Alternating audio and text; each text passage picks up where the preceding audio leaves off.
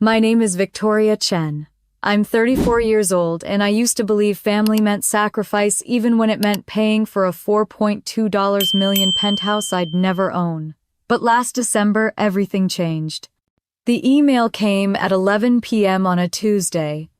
"You're not welcome at Christmas," we all agreed. While I stared at those words, I didn't know that the penthouse keys in my drawer would become the most powerful weapon I'd ever hold. Because the people who said I was too Americanized to join their table, they had no idea I was the only name on every utility account, every insurance policy, every building document that kept their luxury life running. By Christmas Eve, when they stood outside locked doors with 40 guests waiting, they'd finally understand what not welcome truly meant. But I'm getting ahead of myself. Let me show you how silence became proof, and proof became power. The notification lit up my laptop screen at 11:07 p.m. I'd been debugging code for 3 hours, eyes burning from the blue light coffee gone cold in the mug beside me. My Soma apartment was dark, except for the glow of my monitor and the city lights filtering through the uncurtained windows. December in San Francisco meant the chill crept through old building walls, but I barely noticed anymore. Work was easier than thinking. The email preview made my hand freeze on the trackpad. Chen Family Planning, Christmas Arrangements, Final. I clicked it open. The sender was Chen Family Events, a group email address my mother had created years ago for coordinating holidays. Formal, official, as if family gatherings required corporate infrastructure. The message was brief: "Dear Victoria, after careful consideration, we've decided it's best for family harmony if you celebrate separately this year. We know you're busy with work, and we don't want to add to your stress during the holiday season. We wish you a peaceful Christmas. With love, Margaret, Robert, and Brandon Chen." 3 signatures.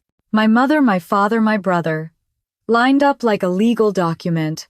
No explanation, no apology. Just a clean surgical exclusion. I read it again. Then a third time.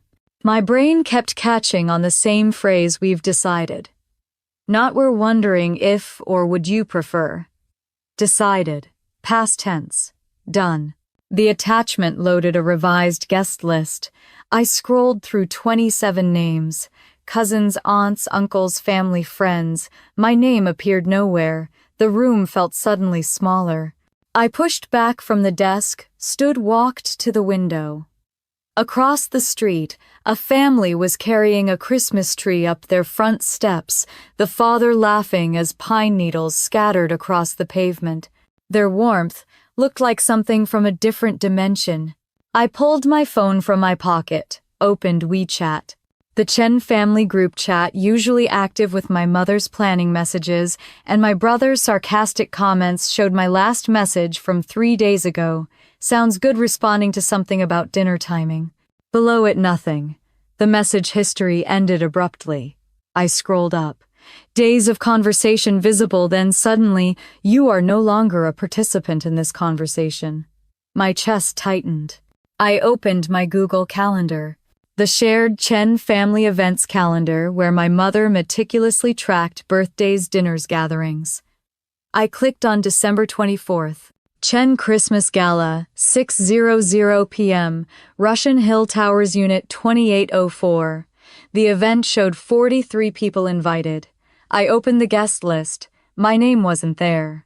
But the event was visible to me. I still had access to view, just not to attend. I sat back down the chair, cold through my thin sweater.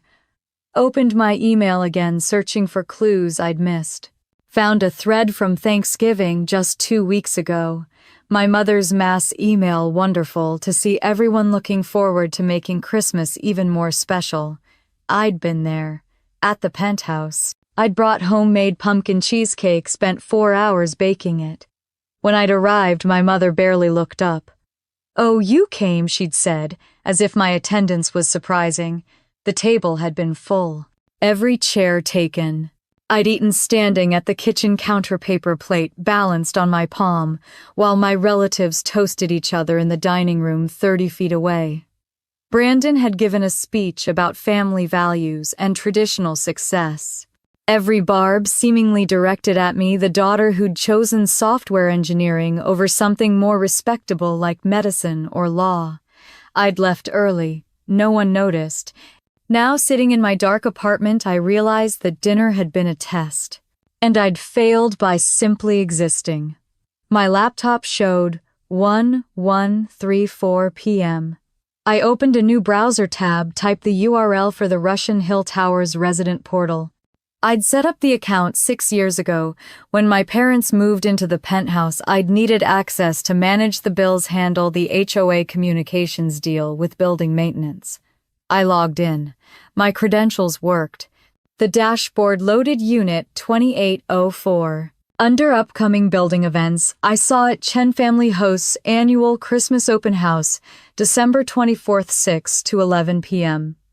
Join your neighbors, the Chens, for an evening of celebration and community RSVP encouraged. Public. Posted to the entire building's community board. They were inviting strangers. Neighbors they'd smile at in the elevator but whose names they probably didn't know. 43 confirmed guests, according to the building's RSVP system. And me, not even a courtesy invitation to decline. I closed the laptop, walked to the kitchen, poured the cold coffee down the sink and watched it spiral into darkness. Behind me, my phone buzzed. A text from Grace, my youngest cousin. She was 23 in grad school at Berkeley, the only family member close to my age who'd ever treated me like a person instead of a function. Tori, you okay? Just heard about Christmas. I'm so sorry. My hands shook as I typed back. How did you hear? 3 dots appeared, disappeared, appeared again. Family group chat. They announced it like it was decided weeks ago. I thought you knew. I just found out. Email at 11. Fuck. That's cruel. Yeah. Do you want to talk? I looked at the time. Nearly midnight. Grace had early classes. Tomorrow, maybe. Thanks for checking on me. Love you, cousin. Love you too. I set the phone down and realized I was crying. Not sobbing, just tears sliding down my face, silent and steady. I wiped them away with my sleeve and walked to my bedroom. The apartment was a studio, 550 square feet, rent-controlled, mine for 8 years. Small but enough. The only space I'd ever lived that was truly mine. No roommates, no family obligations attached to the lease. Just me. I pulled out the filing drawer under my bed. Found the folder labeled Penthouse Financial. Thick with papers. 6 years of documentation. I carried it back to the kitchen table, turned on the overhead light, spread everything out. Bank statements, credit card bills, building invoices, all marked with highlighting notes in my neat handwriting. Every payment I'd made tracked meticulously. HOA fees $3,200 per month. My checking account autopay setup January 2019. Property insurance $1,850 per month. My credit card. Utilities, electric, gas, water averaging $680 per month. My accounts. Internet and cable $420 per month. My name. Property tax escrow $2,450 per month. My bank account. Building special assessments $850 per month for the ongoing lobby renovation. My credit card. I pulled up my laptop's calculator app. $9,450 per month. Times 72 months. $680 400. 6 years. Over $500,000. Flowing from my accounts to maintain a property I didn't own. A property where I apparently wasn't welcome.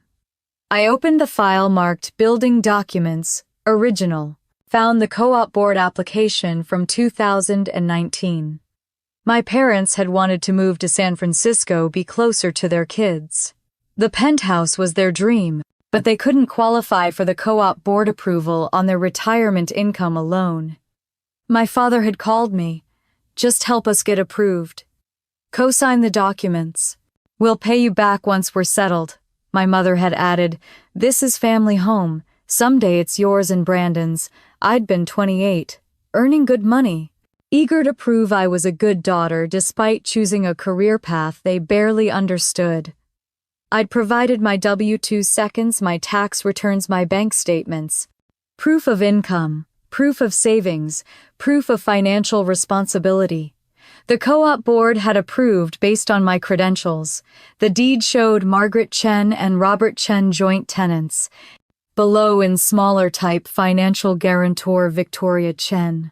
I had no ownership, just responsibility. They had the property. I had the bills. And now 6 years later, I had an email telling me I wasn't welcome. My phone buzzed again. My mother texting at 12:03 a.m. I hope you understand. This is what's best for everyone. I stared at the message. Typed and deleted 5 different responses. Finally sent, understand what you didn't explain anything. The dots appeared immediately. We can discuss after the holidays. This isn't the time. You're excluding me from Christmas. And saying, this isn't the time to discuss it. The dots appeared. Disappeared. Appeared again. Then, nothing. She'd stopped typing. I set the phone face down on the table. Looked at the spreadsheet still open on my laptop. 6 years of data. Every payment, every bill, every financial decision that had kept their luxury lifestyle running. I opened a new Excel file, titled it Penthouse Accounts Telefselex, started copying data, transaction by transaction, building a record. Not sure why yet, just knowing I needed everything documented, organized, visible. My finance degree from Berkeley coming back when facing a problem, start with the data. Quantify everything. Emotion is noise. Numbers are truth. At 2:47 a.m. I finished. The spreadsheet was color-coded. Red for mortgage-related expenses, blue for utilities, green for building fees, yellow for insurance and taxes. 72 rows, 72 months of financial support. Not 1 month missed, not one payment late. I created a summary tab. Total contributions by category. Average monthly spending. A chart showing the flow of money over time, a steady red line of my bank account draining into the penthouse. At the top, I added a text box: property ownership, Margaret Chen and Robert Chen. Financial responsibility, Victoria Chen. Recognition received, none. I saved the file, backed it up to 3 different cloud services. This wasn't just data anymore. This was evidence of what I wasn't sure yet. But something was forming in my mind, a shape I couldn't quite see, but could feel like a word on the tip of your tongue. I pulled up the building portal again, clicked through the sections: unit management, service requests, access control, stopped on that last one. Access control. The section detailed how residents could manage entry to their units, key codes, elevator access, garage permissions, all controlled through the building's integrated security system. I clicked into the details, read the policies. Unit owners could request changes, but so could financial guarantors, people who'd provided the financial backing for board approval. People whose income kept the unit in good standing with the HOA. A notice at the bottom: access changes require 48-hour advance notice to building management. Submit requests through the resident portal or contact the building manager directly. I looked at the date, December 16th. Christmas was December 24th, 8 days away. My fingers hovered over the keyboard. This was crazy. I wasn't seriously considering, but I was. I absolutely was. Because sitting in my small apartment at 3 in the morning, looking at evidence of 6 years of being used while being erased, something had shifted. Some breaking point reached. They wanted me separate from the family, fine. They could be separate from my financial support. I closed the laptop, walked to my nightstand, opened the small drawer where I kept important items, found the penthouse keys on a simple key ring, main door, elevator access, garage remote. I'd had them made the first year, when my parents asked me to check on the place while they traveled. I'd watered their plants, collected their mail, made sure everything was perfect for their return. The keys felt heavy in my palm now, not from their weight, but from their meaning. Access, control, the physical symbols of entry to a space I'd funded but never owned. I set them on the nightstand, stared at them in the dim light from the street. Tomorrow I'd think clearly. Tomorrow I'd make rational decisions. Tomorrow I'd figure out the right thing to do. But tonight at 3:15 a.m. on December 16th, I knew one thing with absolute certainty. I was done being invisible. I was done funding a life I wasn't allowed to participate in. I was done being the ATM daughter who was loved for deposits but not presents.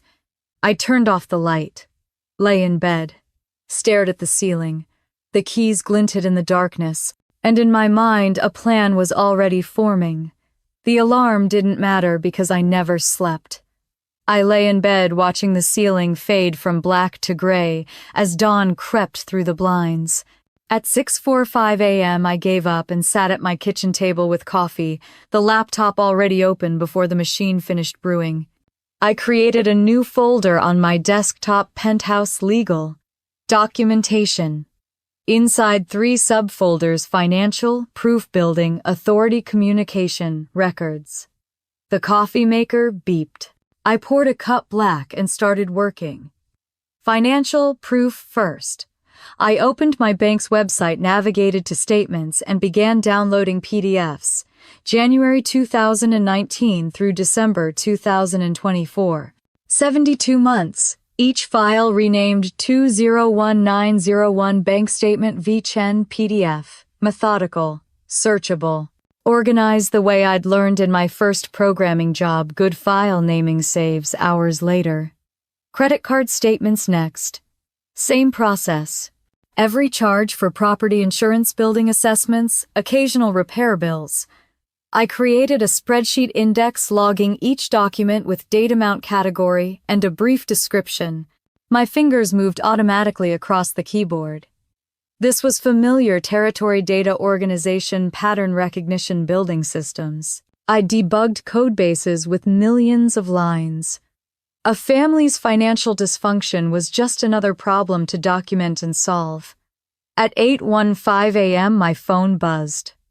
Grace calling. "You're up early," I answered. Couldn't sleep. Keep thinking about that email. Her voice was tight. "Tori, I'm so angry for you. I'm past angry. I'm in documentation phase." "What does that mean?" I looked at my screen. "It means I'm building a case." Silence. Then a case for what I don't know yet. "But I'm done going into conversations." Blind. Grace exhaled. "Can I help?" "Actually, yes. Do you remember that conversation you heard at the Penthouse a few weeks ago?" Another pause. "The one where they were planning Christmas." "That's the one. Tori, I recorded it." My coffee mug stopped halfway to my mouth. What I was in the bathroom. They thought I'd left. I heard them talking about you, and my phone was in my hand, and I started recording.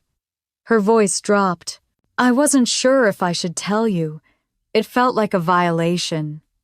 But also what they were saying." "Grace, send it to me. Are you sure it's not good?" "Send it." "Okay, give me a minute." The call ended. I stared at my phone.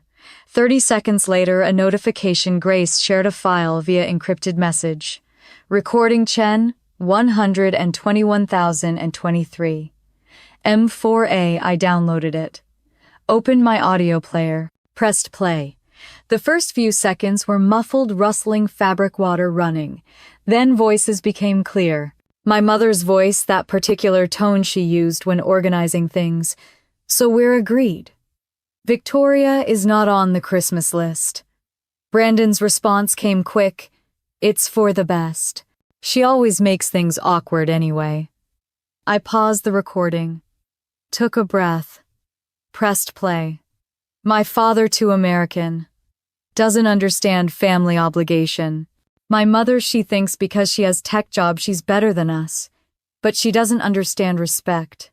Brandon again. The guests were inviting their important connections, business people.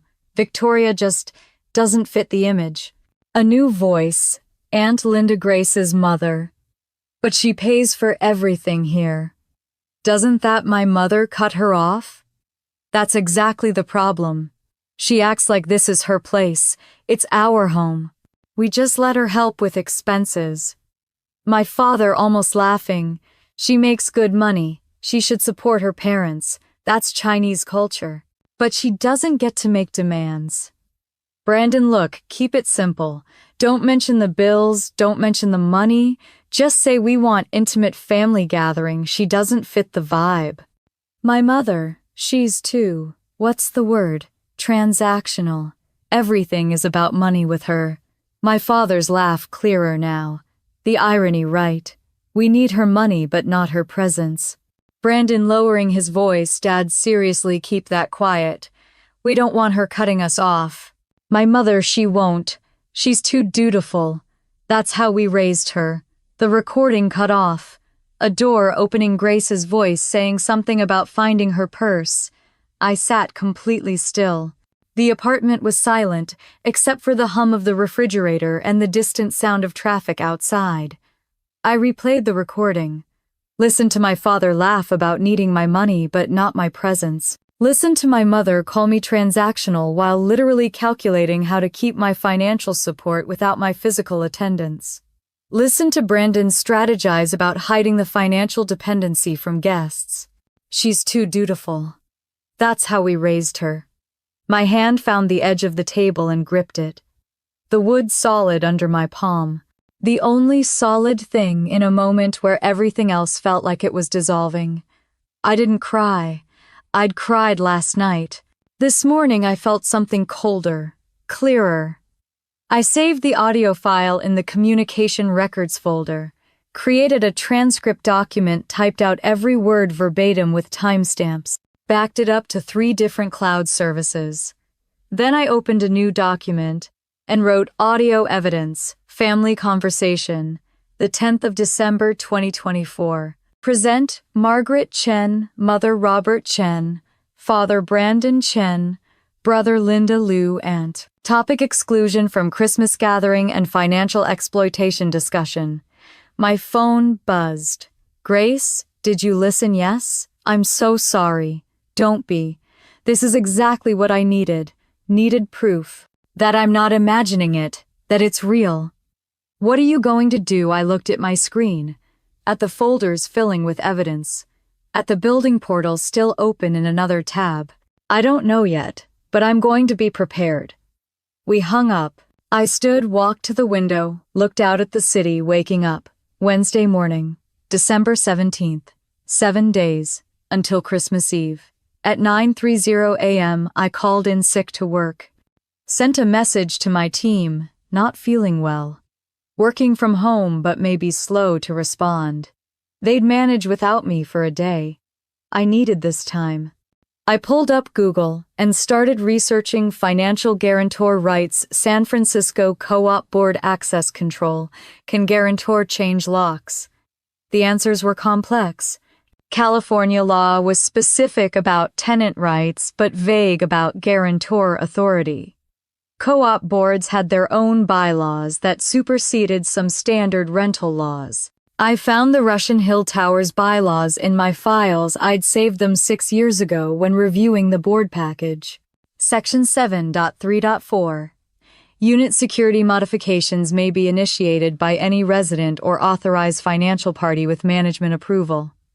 Authorized financial party, that was me.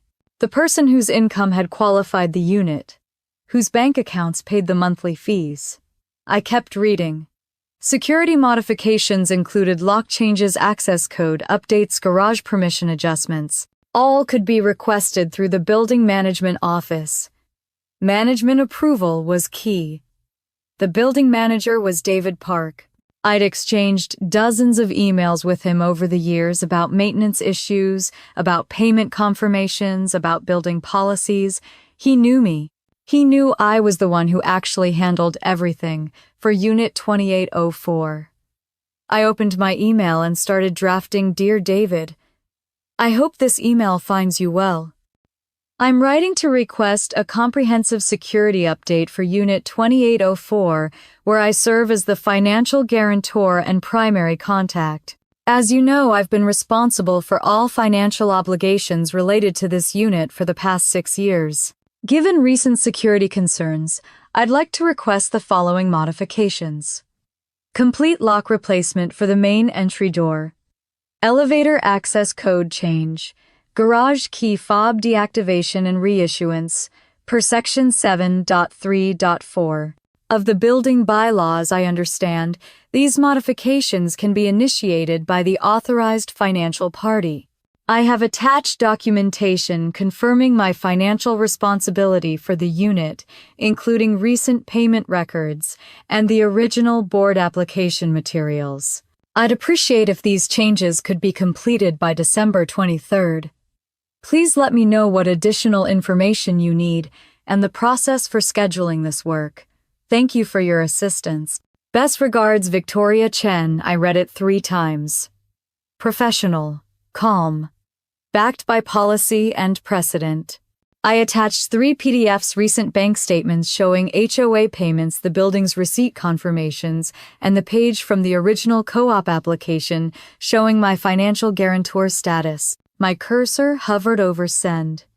This was the point of no return. Once I requested this, there would be a paper trail. David would likely notify the unit owners, my parents. They'd know I was taking action, but they'd already taken action. They'd excluded me, discussed me behind my back, strategized about keeping my money while discarding my presence. I clicked send. 9:47 a.m. The email whooshed away. I closed my laptop and stood, walked to the bathroom, splashed cold water on my face, looked at myself in the mirror, dark circles under my eyes, hair pulled back in a messy bun. I looked tired, worn down. You're not imagining this, I said to my reflection. It's real. You have proof. My phone rang. Unknown number, I answered. Miss Chen, this is David Park from Russian Hill Towers. My heart rate spiked. Hi, David. Thank you for calling so quickly. I got your email. I wanted to discuss it before proceeding. His voice was careful, professional. This is an unusual request. Can you help me understand the security concerns you mentioned? I'd prepared for this. The unit owners and I are having a family disagreement. I want to ensure I maintain appropriate access controls given my financial obligations to the property. Silence. Then I see. Miss Chen, I need to be direct. Unit owners can override security changes. If your parents object, David, can I ask you a question? In your records, who's listed as the primary contact for Unit 2804 amperes pause? You are. Who responds to all building communications you do? Who's authorized on the bank accounts that pay the monthly fees you are? So, while Margaret and Robert Chen hold the deed, I'm the one who maintains the financial responsibility that keeps this unit in good standing with the board. Another pause. That's correct. Section 7.3. 4 allows authorized financial parties to request security modifications. I'm not removing the owners from access. I'm requesting updated security measures for a unit I financially support.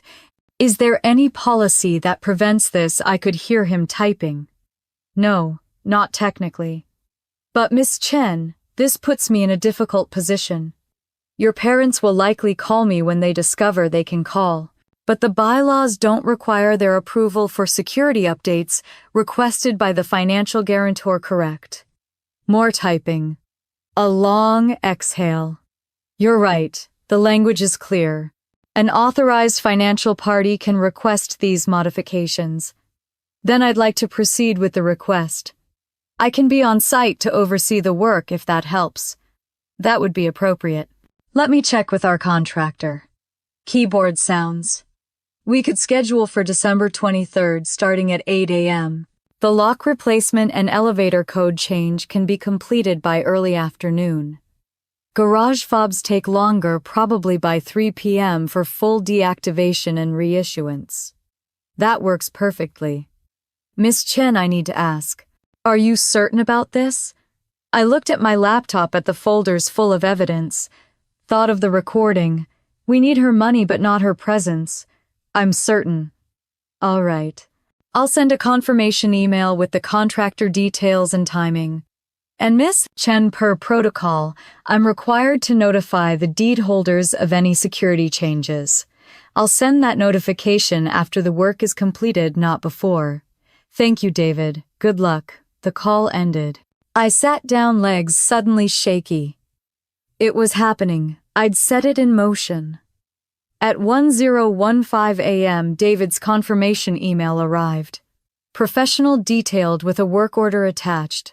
Secure Home Solutions would arrive at 8 a.m. on December 23rd to replace locks on Unit 2804, change elevator access codes, and update garage permissions.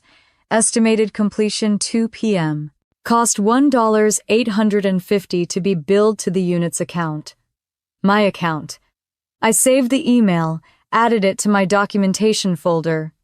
My phone buzzed. A text from Brandon Hay. Mom said she emailed you about Christmas. You good? I stared at the message. The casual tone. You good, as if this was a minor schedule conflict. I typed received the message. Busy with work. Talk later. Sent. 3 dots appeared. Disappeared. Appeared again. Brandon, cool. Let me know if you need anything. I didn't respond. At noon, I forced myself to eat. Made a sandwich I didn't taste. My mind was running calculations. December 23rd was a Monday. The work would be complete by afternoon. My parents would discover the changes when they tried to access the penthouse. Probably that evening.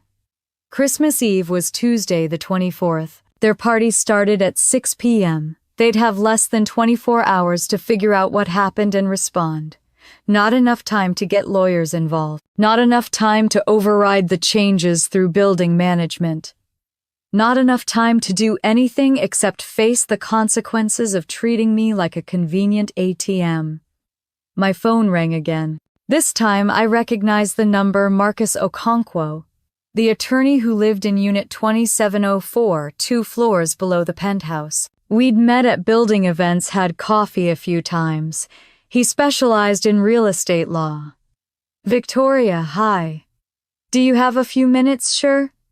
What's up? David Park just called me. He wanted a legal opinion on a situation. A pause. I think that situation might involve you. My stomach dropped. What did he ask? Whether a financial guarantor has the authority to request security modifications without deed holder approval. I told him yes, per the building bylaws. But Victoria, he seemed concerned. This might lead to conflict. Is everything okay? I made a decision. Marcus, can I buy you coffee? Today I need to talk to someone who understands the legal side of this. How about lunch? I'm working from home. There's a cafe on Clement Street Eats. Say 1 p.m. I'll be there. At 1, 2, 4, 5 p.m. I changed out of my pajamas for the first time all day. Put on jeans and a sweater. Pulled my hair into a neater bun. Looked almost put together. The cafe was small, warm, crowded with the lunch rush. Marcus was already there, sitting at a corner table with his laptop. Early 40s, always sharply dressed, even when working from home. Today, dark jeans, a gray Henley glasses that made him look more approachable than intimidating. He stood when I arrived. You look like you haven't slept. I haven't. Coffee. Already ordered for both of us. Sit. Saturday a waitress brought 2 espressos and menus. We ordered sandwiches. Once she left, Marcus leaned forward. Talk to me. What's going on? I pulled out my phone, opened the documentation folder I'd synced to mobile. I'm going to show you something. But I need to know first, is this a legal consultation? If you want it to be yes, attorney-client privilege applies, then yes, I want legal advice, go ahead. I showed him the email from my parents, the exclusion from Christmas. Then the spreadsheet 6 years of payments totaling $680, 400. Then the original co-op documents showing I was the financial guarantor but not an owner. Marcus's jaw tightened as he read. He didn't say anything until I'd shown him everything. Victoria, this is financial exploitation. I know. You know you could sue them. Elder financial abuse laws work both ways. When parents exploit adult children, I don't want to sue. I want to stop funding a situation where I'm being used. He nodded slowly. The lock change request. That's what this is about. Yes, it's legal. David was right to call me, but you're absolutely within your rights. You're the financial guarantor. The building recognizes you as the primary contact. The bylaws support your authority to request security modifications. But your parents will fight this. They'll call lawyers, threaten litigation, try to claim adverse possession or constructive eviction or a dozen other theories. And they won't win. You're not evicting them. You're not taking their property. You're exercising your authority as the party financially responsible for maintaining the unit. He leaned back. But Victoria, this will escalate. Are you prepared for that? I thought about the recording. My mother's voice. She's too dutiful. I'm prepared. Marcus studied me for a long moment. Okay, then let me give you advice. Document everything. Every communication, every payment, every interaction. Keep it organized. If this does go legal, and I don't think it will, but if it does, you want an airtight paper trail. Already doing that. Good. Second, don't discuss this with them until the work is complete. Let actions speak first. Once the locks are changed, they'll contact you. Let them talk first. Don't defend. Don't justify. Just state facts. What facts? That you're the financial guarantor. That you've paid for everything for 6 years. That you're exercising your authority under building bylaws. That you're no longer willing to fund a property you're being excluded from. I nodded. And if they threaten to sue, let them. They won't. Any lawyer will tell them they don't have standing. You're not doing anything illegal. You're setting financial boundaries. Our food arrived. We ate in silence for a few minutes. Then Marcus said, "Can I ask what prompted this?"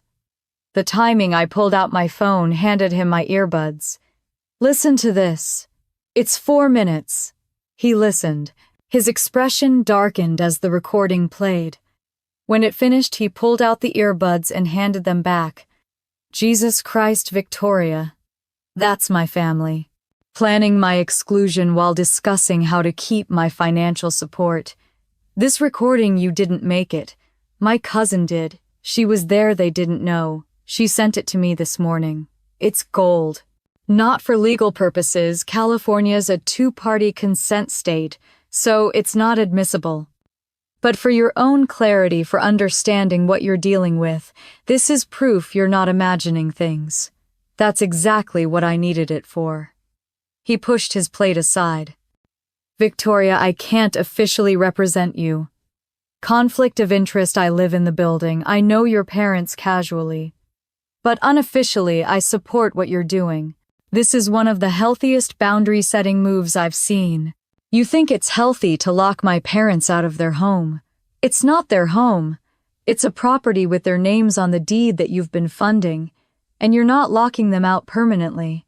You're controlling access to something you're financially responsible for. That's not cruel. That's rational. I felt something release in my chest.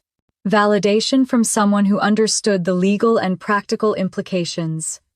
Thank you. Don't thank me. You're doing the hard work. He pulled out his wallet, put cash on the table. But Victoria, be prepared for the fallout. This is going to get ugly before it gets better. I know. We walked out together. On the sidewalk, Marcus stopped. One more thing. Do you have somewhere else to stay for a few days after the 23rd, just in case they show up at your apartment? I hadn't thought of that. No. Think about it. Have a plan. Your parents know where you live. After he left, I walked back to my apartment. The city was gray, cold, typical December weather. I passed families shopping, carrying bags with wrapped presents visible through store windows. Normal people doing normal holiday things. I climbed the stairs to my apartment, unlocked my door, locked it again behind me, sat at my kitchen table, opened my laptop. The documentation folders stared back at me. I created one more document plan, timeline, XLSX, listed the dates, December 17 today. Research and documentation complete. December 23, lock changes executed. December 24, parents discover changes, party impacted December 25, consequences. Unfold December 26 plus, boundary negotiations begin, under risks. I wrote parents call police low risk, legal standing weak, parents threaten lawsuit low risk, no case parents show up at my apartment medium risk, need plan family complete estrangement high risk, acceptable under, desired outcome I hesitated. What did I want? I wrote recognition, acknowledgement of contribution, respect for boundaries, possible reconciliation if they do the work to change, not punishment. Not revenge, just visibility. Being seen as a person, not a function. I saved the document, backed it up. My phone buzzed. Grace, how are you doing? I'm okay. Making plans. What kind of plans? The kind I'll tell you about after. But Grace, thank you for that recording. It changed everything. I love you, cousin. Love you too. I set the phone down, looked around my small apartment. Mine, paid for by me. No one could take this from me. 6 more days until everything changed. I was ready. Thursday morning arrived with fog so thick I couldn't see the building across the street. I stood at my window with coffee watching the gray swallow everything and thought about visibility. How easy it was to disappear into someone else's narrative when you stayed quiet. My phone showed 7:15 a.m. I'd slept 4 hours, dreamless and heavy. Better than the night before. I opened my laptop and sent the email I'd drafted at 3 a.m. David confirming Monday, December 23rd, at 8 a.m. for security modifications to Unit 2804. I'll be on site to oversee the work. Please send final contractor details when available. Best Victoria. His reply came within minutes confirmed. Secure Home Solutions will meet you in the lobby at 8 a.m. I'll be there as well to facilitate building access. Let me know if you need anything else. Professional. No judgment. I appreciated that. I showered, dressed for actual work video calls scheduled today. My team needed me functional even if my personal life was imploding. Compartmentalization, another skill from growing up in a family where you learned to separate what you felt from what you showed. At 9:30 a.m. between meetings, my phone rang. My mother.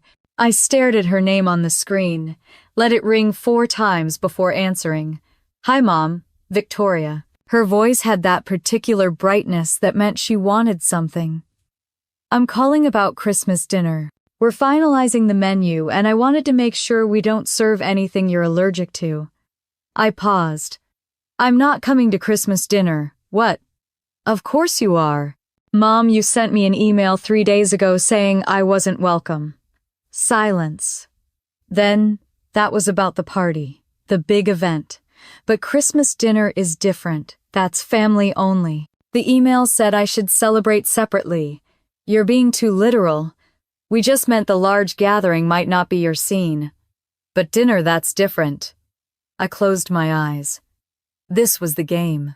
Rewrite what was said, shift the meaning, make me doubt what I'd clearly read. The email had 3 signatures, you, Dad, and Brandon. It said, "We've decided. Victoria, you're making this into something it's not. What is it then? A miscommunication.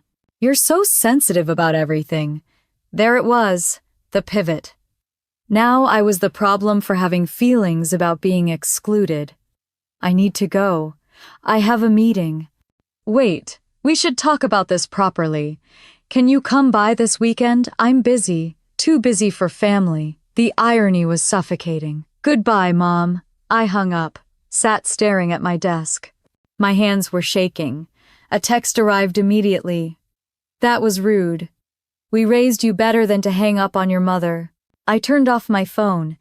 The afternoon disappeared into work. Code reviews, architecture, discussions, a project deadline pushing us all. I was grateful for the distraction, for problems that had clear solutions where logic mattered and gaslighting wasn't possible. At 4:00 p.m., I turned my phone back on. 17 missed calls. 12 from my mother, 3 from my father, 2 from Brandon. No voicemails, just the calls. The harassment by volume approach. One text from my father, your mother is very upset. Call her back and apologize. Nothing about why she was upset, nothing acknowledging what she'd done. Just the demand that I fix her feelings. I didn't respond. Instead, I opened my documentation folder and created a new file, communication pattern analysis. XLXX. I logged every communication from my family since Thanksgiving. The dates, the method, email, text, call, the content, the pattern. November 27. Thanksgiving dinner. No seat at table. 8 standing. November 28. December 12. 0 contact initiated by parents. December 13. Mother's text asking me to pick up dry cleaning. I declined. December 14. Brandon's text asking to borrow $200.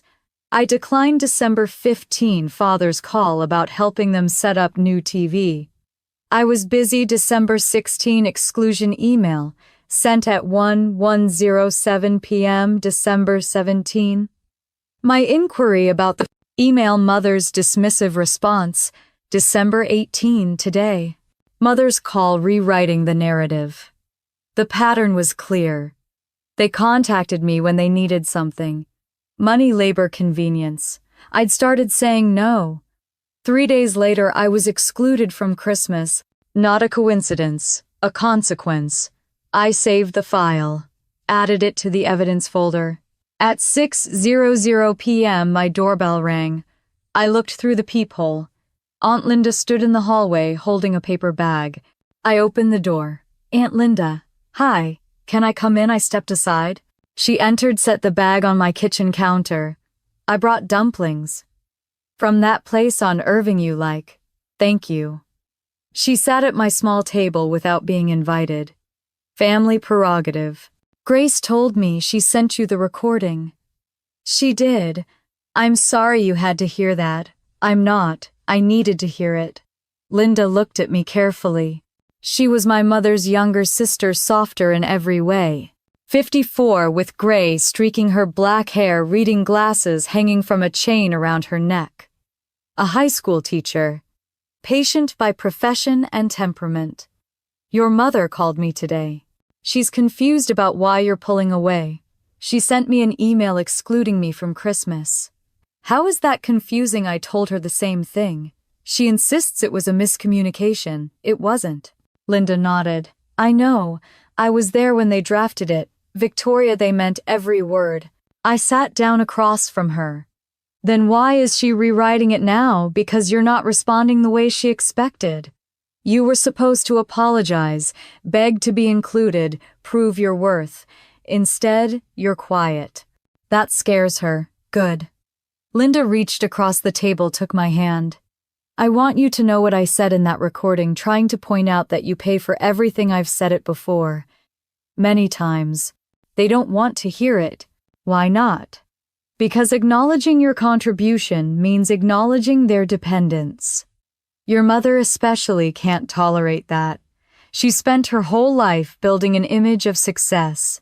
Admitting she needs your money destroys that image. So she'd rather destroy me. She doesn't see it that way. In her mind, you're supposed to support them. That's filial piety. But you're also not supposed to make them feel lesser for needing it. You're supposed to give invisibly. That's impossible, I know. But that's the logic. I pulled my hand back. Grace said you wanted to talk to me. What about Linda? Hesitated. Your mother told me yesterday she's planning something. After Christmas. She said she needs to remind Victoria of family duty. What does that mean? I don't know exactly. But it sounded like she's going to try to pressure you back into line. Use the family probably. Turn people against you if you don't comply. Let her try. Victoria, I'm serious. She can be vindictive when she feels disrespected. And your father, he'll go along with whatever she wants. He always has. I have a question. Why are you telling me this? You're her sister. Linda walked to the window, looked out at the fog. Because I've watched her do this before. To your father, to Brandon, to herself. She can't let people be separate from her. Everyone has to play their role in her script. She turned back to me. And I'm tired of watching it. Grace is tired of it. We want out of the script too. Then get out. We're trying. But it's harder when you're in the older generation. There are expectations. She came back to the table. But you're young enough to build something different. Don't let her pull you back in. After she left, I ate the dumplings cold standing at the counter. They were good. I should have heated them, but I couldn't muster the energy. My phone rang again. Brandon this time, I answered. Tori, what the hell, hello to you too. Mom is freaking out. She says you hung up on her. I did. Why would you do that? Because she was rewriting history and I wasn't interested in participating. Jesus, Tori.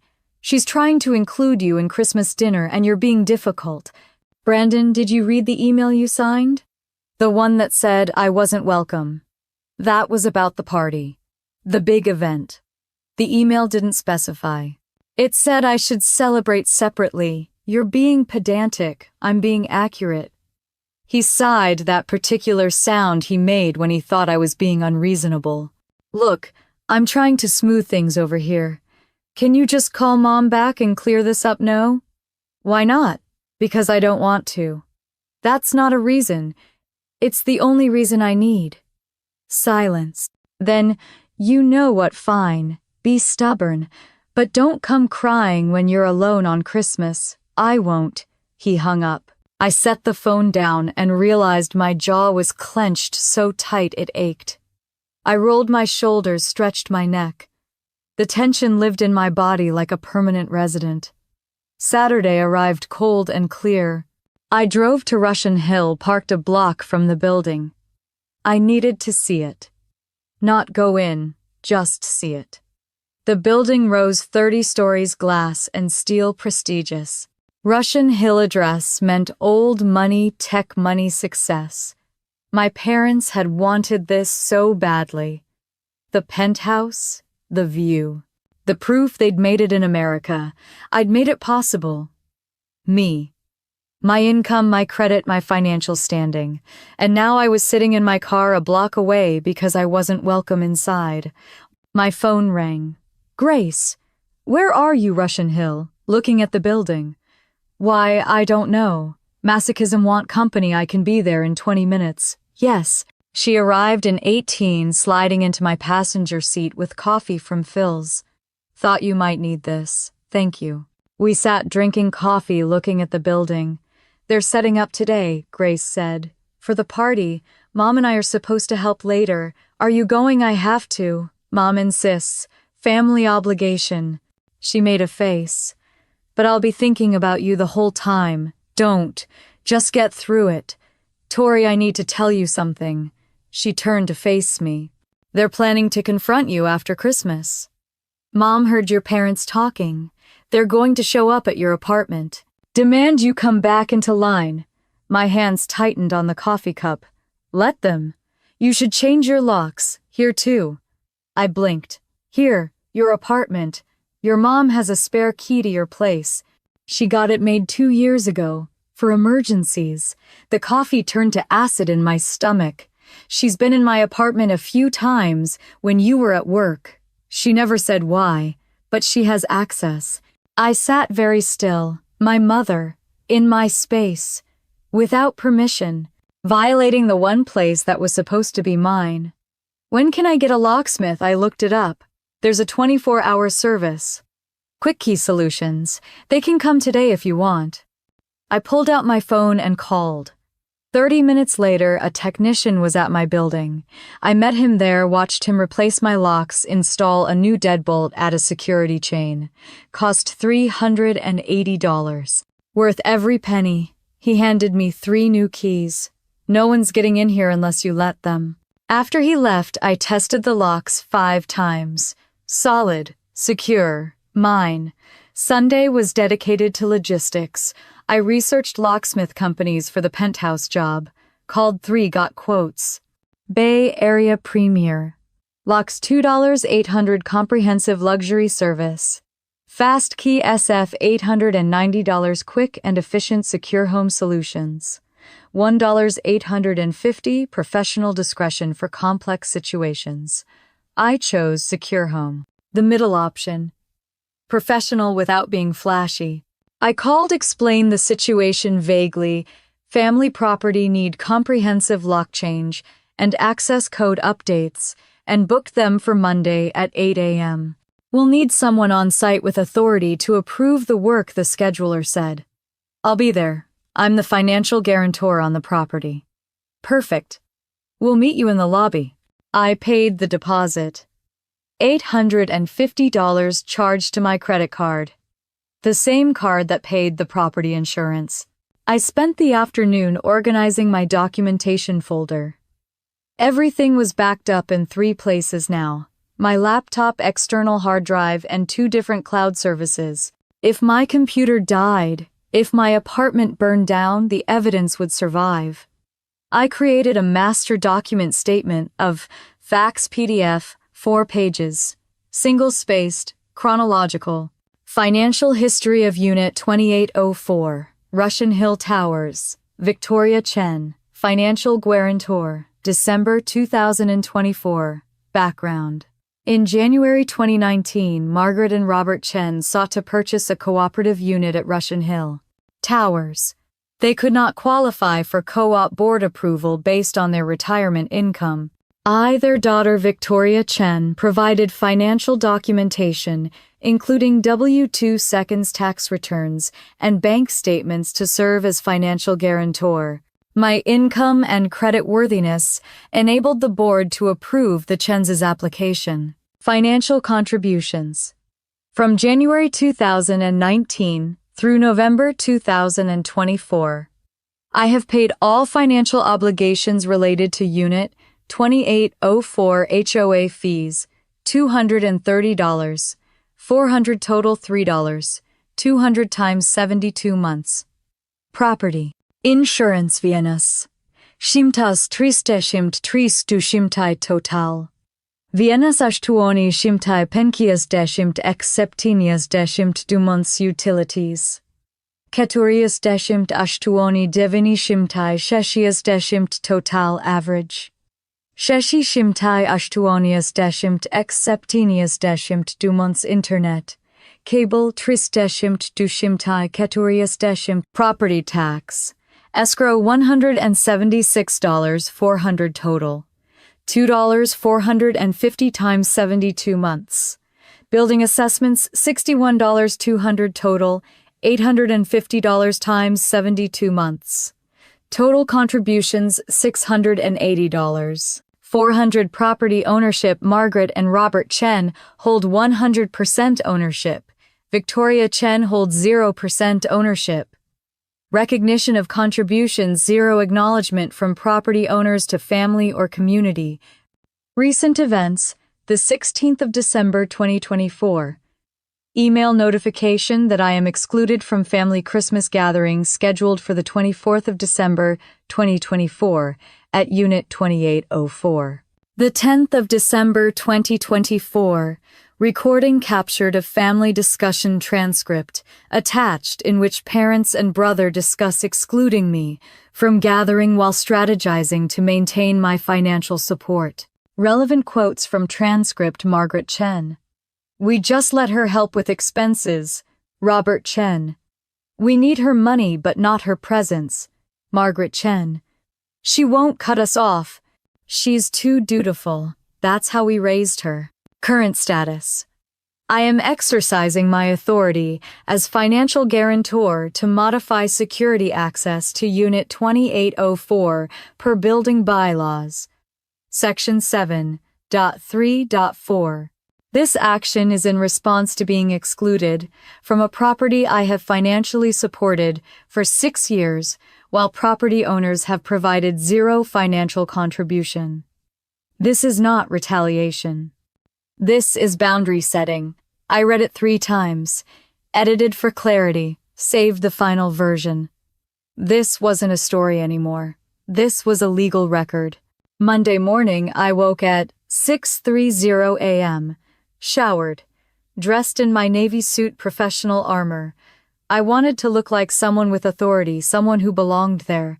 I packed a bag, laptop, water bottle, phone charger, the documentation folder on a USB drive. I might be there all day. At 7:45 a.m., I drove to Russian Hill. Parked in visitor parking. I didn't have a garage fob, never had. Those were for owners. I walked to the building entrance. David Park was already there holding a coffee cup and looking nervous. Miss Chen, good morning. Morning, David. The contractors should be here any minute. He paused. I want you to know I checked with our legal counsel. You're absolutely within your rights to do this, but your parents will be upset. I know. They might call the police. Let them. I have documentation showing my authority. He nodded slowly. All right then. A white van pulled up. Secure Home Solutions printed on the side. 2 men got out, one older with a clipboard, one younger carrying a toolbox. Miss Chen, the older one, approached. I'm Carlos. This is James.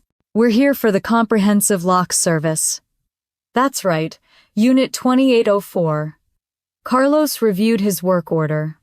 Main door lock, replacement elevator, access code, change garage fob, deactivation and reissuance. Estimated 5 hours of work. Let's get started. We took the elevator up. The hallway on the 28th floor was quiet, plush carpet, absorbing sound. I walked to the end to the door, marked 2804. David used his building master key to unlock it. After you, I stepped inside a space I'd paid for but never lived in. The penthouse was dark, my parents already gone for the day. Probably at Brandon's finalizing party details. The space was exactly as I remembered. Floor-to-ceiling windows, city view, stretching to the Bay designer furniture. Everything coordinated in whites and grays. Sterile, perfect, expensive. Evidence of tomorrow's party everywhere. Rental tables folded in the living room, boxes of champagne flutes in the kitchen, catering order, confirmations on the counter.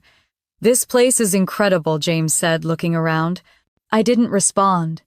To me, it was just a very expensive cage I'd been funding. Carlos set down his toolbox. Let's start with the main door. Miss Chen, what type of locks do you want? Standard deadbolts or something more secure? High security. Best you've got. That'll be the Medeco Maximum Security. Take special keys, can't be bumped or picked easily. Perfect. The drill whined to life. Carlos removed the old locks, extracting them like teeth. I watched each piece come out, each screw dropped into his tool tray. Physical removal of their access. Concrete. Real. James worked on the elevator keypad, resetting the code. What code do you want? I thought for a moment. 0817. Got it. August 17th, the day I'd moved to San Francisco. The day my independent life had begun. They wouldn't guess it. By noon, the main door locks were replaced. Carlos handed me 3 sets of keys, shiny and new. These are yours. No copies exist anywhere else. I closed my palm around them, metal cold, heavy with meaning. Now the garage fobs, Carlos said. That took longer. They had to access the building's security system, deactivate the old codes, program new fobs. David helped with the digital access. Current fobs registered to this unit, David read from his screen. 2. Both registered to Margaret Chen and Robert Chen. Deactivating now. I watched him click buttons. On his monitor, the fob codes changed from green to red. Inactive. New fobs ready. He handed me 2 small plastic cards. These are it. The old ones won't work anymore. Thank you. By 1:45 p.m., everything was complete. Carlos made me test each lock, each code, each fob. Everything worked perfectly. You're all set, Miss Chen. That'll be $1,850. I handed him my credit card, the same card that had paid 72 months of property insurance. After they left, I stood alone in the penthouse with David. Are you okay? He asked. I'm fine. What happens now? Now I wait for them to discover what I've done. That'll be tonight when they come home. I know. Miss Chen, Victoria, I've been a building manager for 12 years. I've seen family disputes over property. They get ugly. This one already is ugly. I'm just making it visible. He nodded. All right. I'll be available if you need anything. And Victoria, for what it's worth, I think what you're doing takes guts. After he left, I stood at the window looking out at the city. From up here, San Francisco looked small, manageable. All those lives happening in tiny boxes, everyone thinking their problems were enormous, when really we were all just specks. I took photos of everything. The new locks installed, the old locks in Carlos's tool bag ready to be thrown away, the keypad showing the new elevator code. Evidence. Documentation. Proof. At 2:30 p.m., I left the penthouse and locked it behind me with the new keys.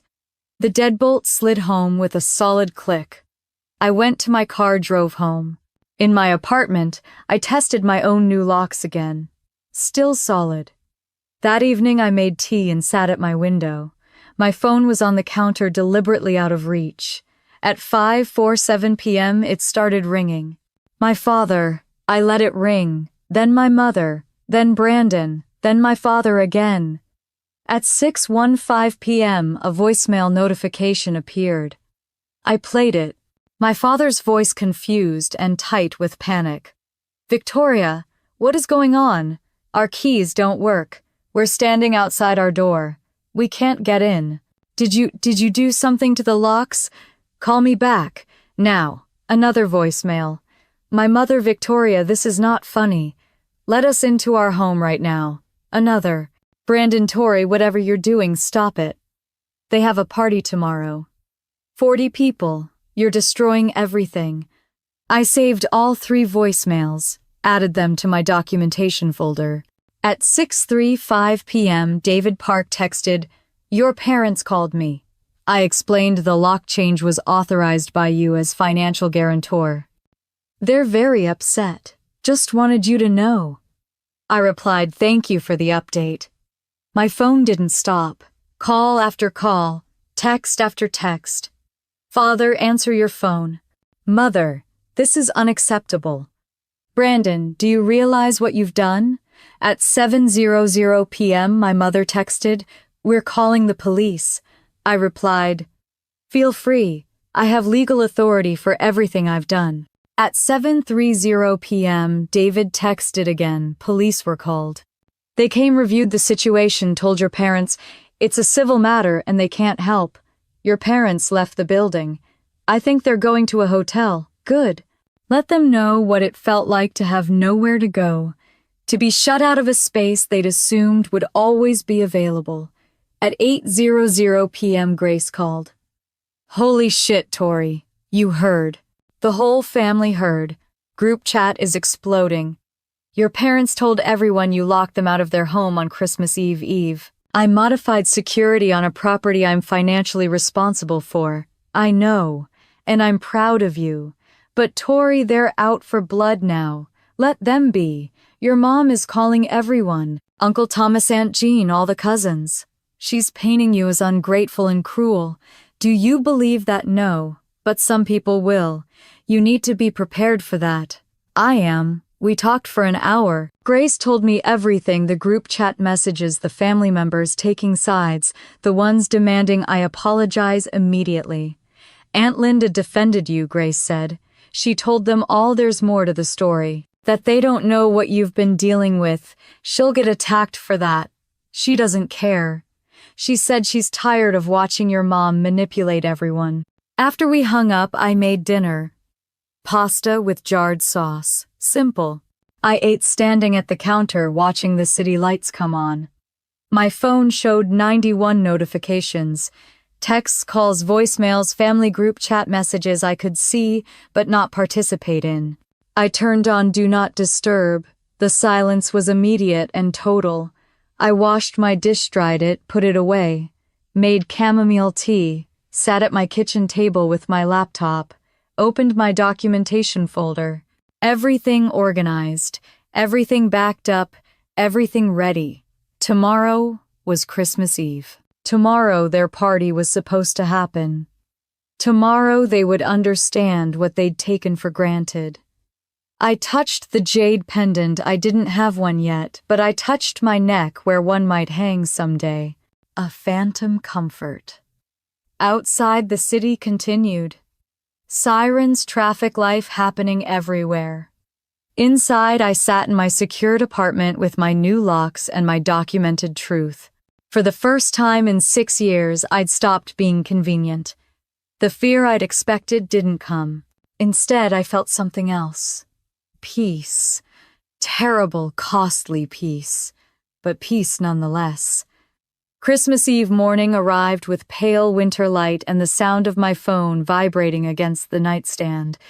I'd slept 4 hours, waking every 90 minutes to check the time. At 6:30 a.m., I gave up and got out of bed. The phone showed 43 new notifications. I scrolled through without opening any. Father 1147 p.m. We need to talk about this rationally. Mother 1233 a.m. You've always been difficult, but this is too far. Brandon 115 a.m. Guests are asking questions. What do I tell them, Cousin Nathan? 2:01 a.m. Heard what happened. That's cold, Tori. I set the phone face down and made coffee. While it brewed, I stood at my window watching the city wake up. Christmas Eve. Across the street, someone was loading wrapped presents into a car. Normal people doing normal holiday things. At 7:30 a.m. my phone rang. Unknown number. I answered. Miss Chen, this is Patricia Wong from Chen and Associates Law. Your parents have retained me to consult on a property access issue. My stomach tightened, but my voice stayed level. What can I do for you? They've asked me to reach out regarding the lock changes at their residence. They'd like to discuss resolution options with you. What did you tell them about their legal standing? A pause. Miss Chen, I need to be honest with you. I've reviewed the building bylaws and the financial documentation your parents provided. You're listed as the financial guarantor with primary contact status. The modifications you requested fall within your authority. So you're calling to tell me they can't force me to reverse this, correct? I'm calling because they paid me $500 for a consultation. I owe them honest advice. That advice was, they don't have legal standing to override your actions. But I'm also calling you because she hesitated. Off the record, I've seen situations like this. Adult children exploited financially, then discarded emotionally. What you did was protect your interests. That's not illegal. It's necessary. Thank you for saying that. They're going to threaten legal action. It's bluster. Don't let it intimidate you. After she hung up, I saved her number. potential witness to their attempted legal maneuvering. Everything was documentation now. At 9:00 a.m. Grace called. "Where are you home? Why they're at the building, right now. Trying to get David to override the locks. He won't, he can't, I know. But Tori there, our guests starting to arrive. Early people. The building is getting crowded and confused. Send me updates I will. Be careful today." I spent the morning working actual work the project that had deadlines regardless of family implosion. My manager had been understanding about me being distracted lately, but the code still needed to be written. At 11:30 a.m. Grace texted a photo my parents in the building. Lobby my mother in a dark dress, my father in a suit, both looking strained. David Park standing between them and the elevator's arms crossed. "They've been here an hour," Grace texted. "David won't budge." At 12:00 p.m. my mother called. I let it ring. "Voicemail Victoria, people are starting to arrive. You need to stop this now. Whatever point you're trying to make, you've made it. Let us into our home." I saved the voicemail. Her home, not our home. Not the home I'd funded. Her home. At 1:00 p.m. Brandon called. I answered. "What? Tori, please. The caterers are trying to deliver. They can't get into the unit. Mom is having a breakdown in the lobby. Tell her to cancel the catering." "We can't cancel day of. We'll still have to pay." "Then you should have thought about that before excluding me. This is insane. You're punishing 40 innocent people because of one email. I'm not punishing anyone. I'm no longer providing access to a property I'm not welcome at. That's the same thing." "No, it's not. Punishment would be active harm. This is passive withdrawal. There's a difference." Jesus Christ, Tori. When did you become so cold? When being warm got me treated like an ATM? I hung up. At 2:00 p.m. the group text explosion started. I'd been removed from the family chat, but people started texting me individually. "Cousin Jenny, what you're doing is cruel and you should be ashamed." "Uncle Thomas, your parents are humiliated. This reflects badly on the whole family." "Aunt Jean, I always knew you were selfish, but this confirms it." "Aunt Linda, separate threads, stay strong. Don't let them manipulate you." I responded to no one except Linda, thank you. At 3:00 p.m. Grace sent another photo. The lobby was crowded now. 20, maybe 25 people in cocktail attire holding wine bottles and gift bags looking confused. My parents stood near the elevator bank, my mother's face blotchy from crying, my father on his phone. Disaster. Grace texted. "Some people are leaving. Your mom keeps saying there's a family emergency." At 3:45 p.m., David Park texted. "Your parents offered me $500 cash to look the other way and give them building master key access. I declined and documented the attempted bribe. They're claiming you're mentally unstable and holding their property hostage. I explained that's not how the bylaws work. They're not taking it well." "Thank you for standing firm," I replied. "Just doing my job. But Miss Chen, this is one of the messier situations I've handled." At 4:30 p.m. my father called. I answered. "Daughter." His voice was tight controlled. "We're standing in front of 40 guests. The caterers are threatening to charge us full price and leave the food in the street. Your mother is hysterical. I'm asking you, begging you to stop this. I'm not doing anything. You're the ones who planned a party in a space you can't access. We can't access it because you illegally changed the locks." "Not illegally. Per building bylaws. Section 7.3.4, I have authority as financial guarantor to request security modifications." David confirmed this with building legal counsel. "This is our home that I pay for, that you excluded me from. You can't have it both ways, Dad. So, this is about money you want us to pay you back. This is about recognition, about not being invisible, about you needing to face what you've taken for granted. We'll pay you, whatever you want, Just let us in. I don't want your money. I want you to understand what you did. Silence. Then I don't understand. We gave you everything. You gave me expectations. I gave you $680, 400. We're not the same. I hung up. My hands were shaking.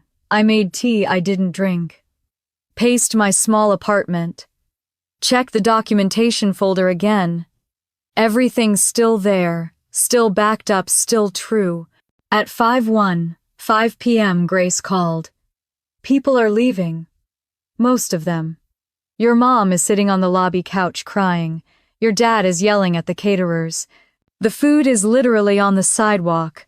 Someone took a photo, and it's already on the building's neighborhood app. Are you okay? I'm fine. Watching from the corner. Tori, this is complete chaos. Good. You really mean that? Yes.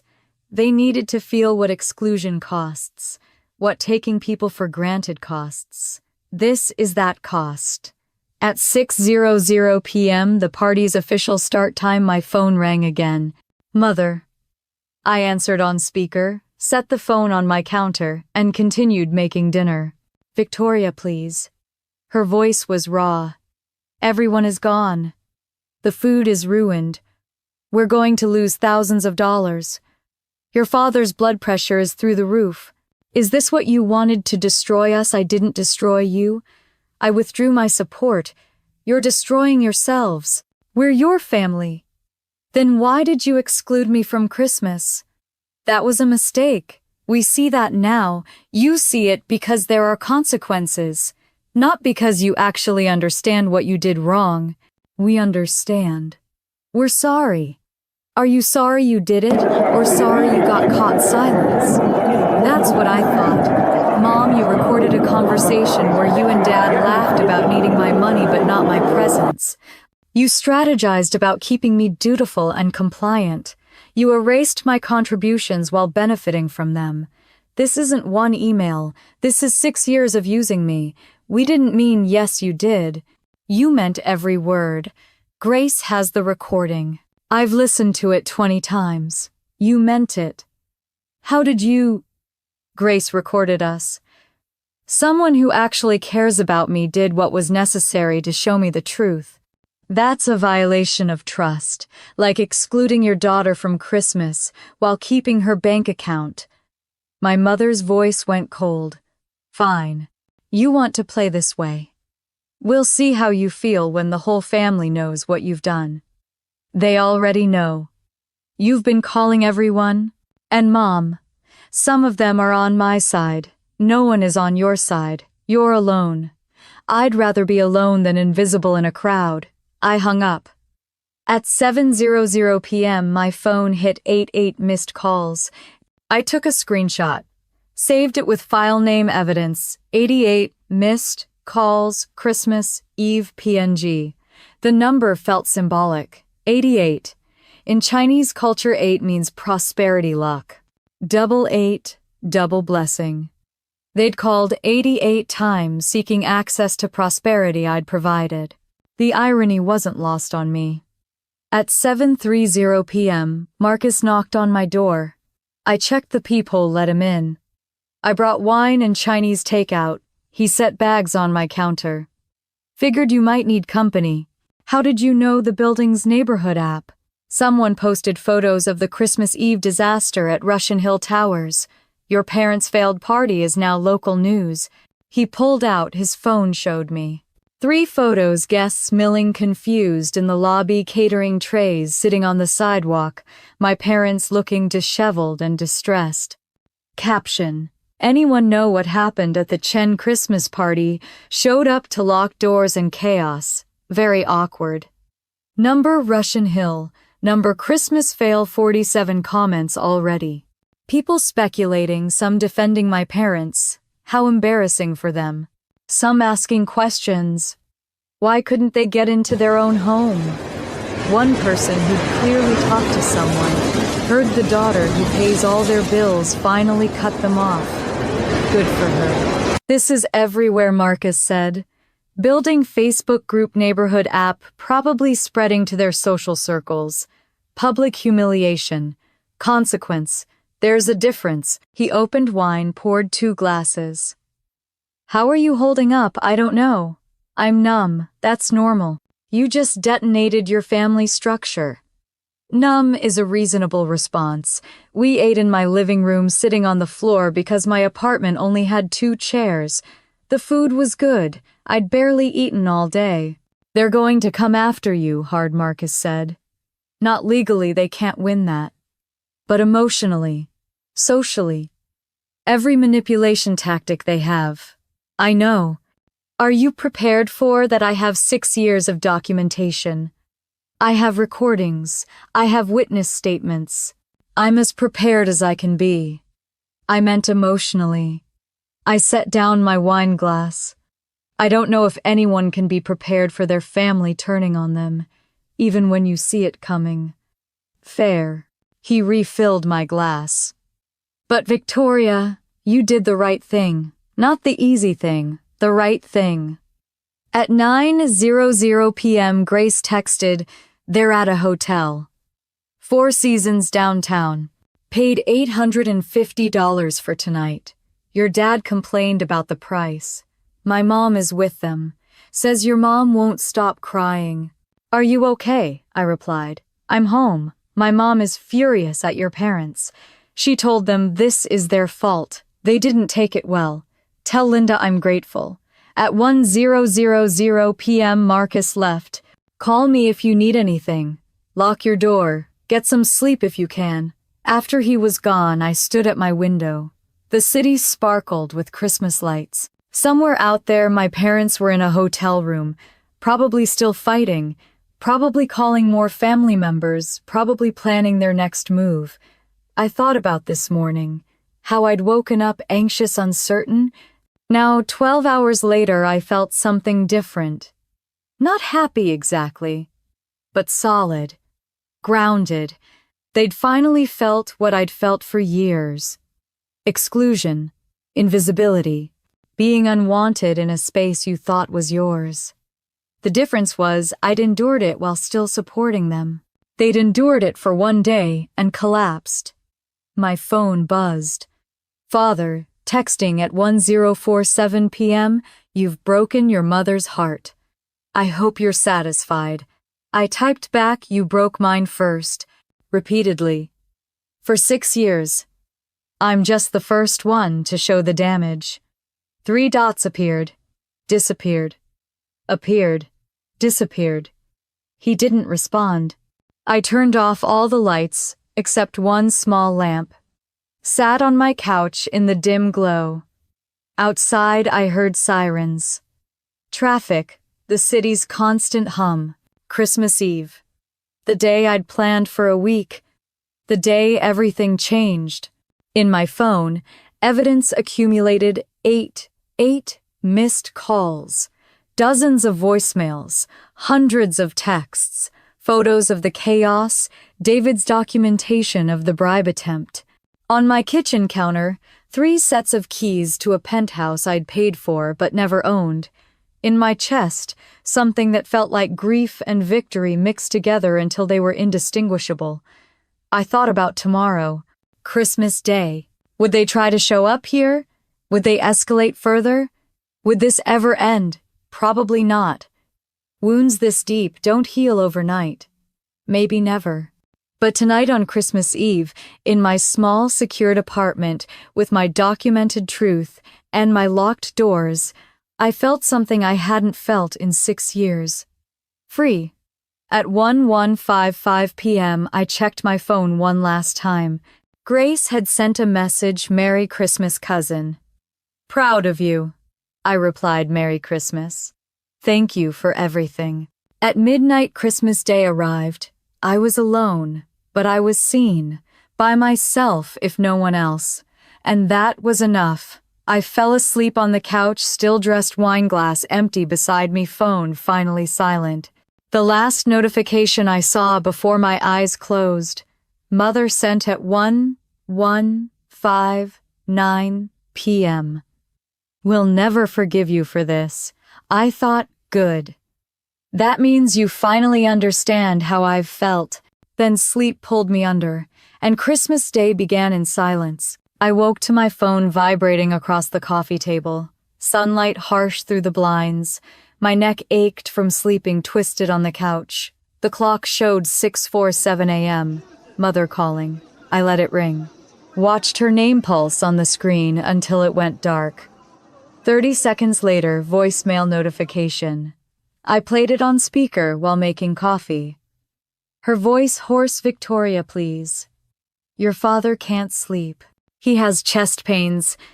You're giving him a heart attack. Just give us the keys. We'll talk after the holidays. Please. Guilt tactic. Transparent but effective enough that my stomach twisted. I saved the voicemail. Poured coffee. Stared out the window at Christmas morning. A second voicemail arrived while I stood there. Brandon, drunk or exhausted or both. You know what you are, selfish. Mom and Dad gave you everything. This is how you repay them. I'm embarrassed to call you my sister. Background noise bar sounds.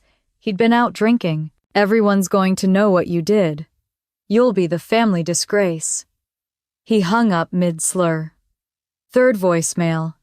Father at 4:52 a.m. Daughter, I don't understand what we did wrong. Is it money we can pay you back? Set up payment plan. Please don't do this on Christmas. Think of your mother. Long pause. Heavy breathing. We raised you better than this. Fourth voicemail. Unknown number, professional woman's voice, Miss Chen. This is Patricia Wong from Chen and Associates Law. Your parents have retained me to consult on property access issue. Please call me at your earliest convenience. I saved all four. Dropped my phone on the counter. The coffee tasted like metal. Grace texted at 7:15. How are you doing, Num? You worried about you. My mom says your mom didn't sleep. Just cried all night. That's not my responsibility. I know. Just telling you. I showered, changed into clean clothes, tried to eat toast but my throat felt too tight. Ended up just drinking water. At 8:30 a.m. I called Patricia Wong back. Miss Chen, thank you for returning my call. Papers shuffled in the background. I've reviewed the situation. I need to be honest, your parents don't have legal standing. You're the financial guarantor with documented authority under building bylaws. What you did is completely legal. Then why are you calling? Because they paid me $500 for consultation. I owe them honest advice. That advice was they can't force you to provide access. But I'm also calling you because... She paused. Off the record, I've seen cases like this. Adult children exploited financially, then erased emotionally. What you did took courage. They're going to sue anyway, aren't they? They might threaten, but no attorney will take the case. There's no case. After we hung up, I sat at my kitchen table with my laptop, opened the family Facebook page I'd been blocked from, but could still view through my archive. Mother had posted at 6:15 a.m. family emergency. Christmas party postponed. Thank you for understanding during this difficult time. 53 comments already. Oh no, is everyone okay? Praying for you. Margaret, let us know if you need anything. No mention of what actually happened. No acknowledgement that I existed. Cousin Nathan had commented, hope everything's okay. Merry Christmas. Someone named Jennifer Wu, I was at the party yesterday. Very confusing situation. Hope things work out. Another comment from someone named David Tran, heard your daughter finally stood up for herself. Good for her. That comment had been deleted, but I'd screenshotted it. At 10:00 a.m. Marcus texted checking in. You okay? Define okay. Fair. Want company? Not yet. Maybe later. I'm here if you need me. The morning stretched. I tried to work but couldn't focus. Tried to watch TV but nothing held my attention. Ended up just sitting at my window watching the city. At 11:30 a.m. Grace video called. Show me where you are, I said. She flipped the camera. Hotel hallway. Bathroom at the Four Seasons. They're in the room next door. Your parents. I can hear them through the wall. Hear what your dad on the phone. Calling people. Your mom crying. Grace flipped back to selfie mode. Tori, they're breaking down. Good. You mean that, yes. They needed to break. They were going to break me instead. My mom defended you this morning. Told them this was their fault. Your mom screamed at her. Called her a traitor. Is Linda okay? She's furious. She told me we're leaving early, cutting the visit short. At noon, my phone started ringing continuously. I recognized the pattern they were cycling through people having everyone call me. Uncle Thomas? Aunt Jean? Cousin Nathan? Cousin Lisa? Family friend Margaret's book club member whose name I didn't even know. I answered none of them. Instead, I made a group text to the 5 people who'd reached out with support: Grace, Aunt Linda Marcus, and 2 cousins I barely knew but who'd sent kind messages. Thank you for understanding. I'm okay. I need space today. We'll reach out soon, Grace replied immediately. We love you. Linda, stay strong, niece. Marcus here if needed. At 1:00 p.m., David Park called. Miss Chen, your parents are back at the building, doing what demanding I override the security system. I've explained 3 times I can't. They're threatening to sue the building. Let them threaten. I wanted you to know they're not leaving. They've been in the lobby for 2 hours. Some residents are complaining about the disturbance. Do you need me to do anything? No. Building security is handling it. But if they don't leave in the next hour, I'll have to ask them to vacate the premises. At 2:15 p.m., David texted, your parents refused to leave. Building security escorted them out. They're banned from the lobby until this situation resolves. I've documented everything. I saved his message, added it to the evidence folder. At 3:00 p.m., Brandon texted, Mom and Dad need a place tonight. Can they stay with you? I stared at the message. Read it 3 times to make sure I wasn't misunderstanding. No. Are you serious? Where are they supposed to go? Hotel? Like anyone else locked out of their home? You're unbelievable. This is low. Lower than excluding me from Christmas while keeping my money. That's not the same thing. You're right. I'm just withdrawing support. You all actively excluded me. He didn't respond. At 4:00 p.m., my mother sent a formal email. Subject: A mother's plea. Dear Victoria, I am writing to you as your mother, though I barely recognize the person you've become. The daughter I raised would never humiliate her family this way. We gave you everything. We sacrificed so you could have opportunities we never had. We came to this country with nothing and built a life so you could succeed. This is how you repay us. Your grandmother would be ashamed. Your father is ill with stress. Your brother is devastated. The entire family is in shock. Yes, we made a mistake with the Christmas email. We see that now. But your response is disproportionate and cruel. You've destroyed relationships that took decades to build. Over one email. We are still your family. We still love you. But we cannot accept this behavior. If you don't return the keys and apologize by tomorrow morning, you will be showing us who you truly are, and we will have no choice but to respond accordingly.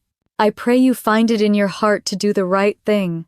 Your mother, Margaret Chen, I read it twice, saved it in the evidence folder, noted every manipulation technique.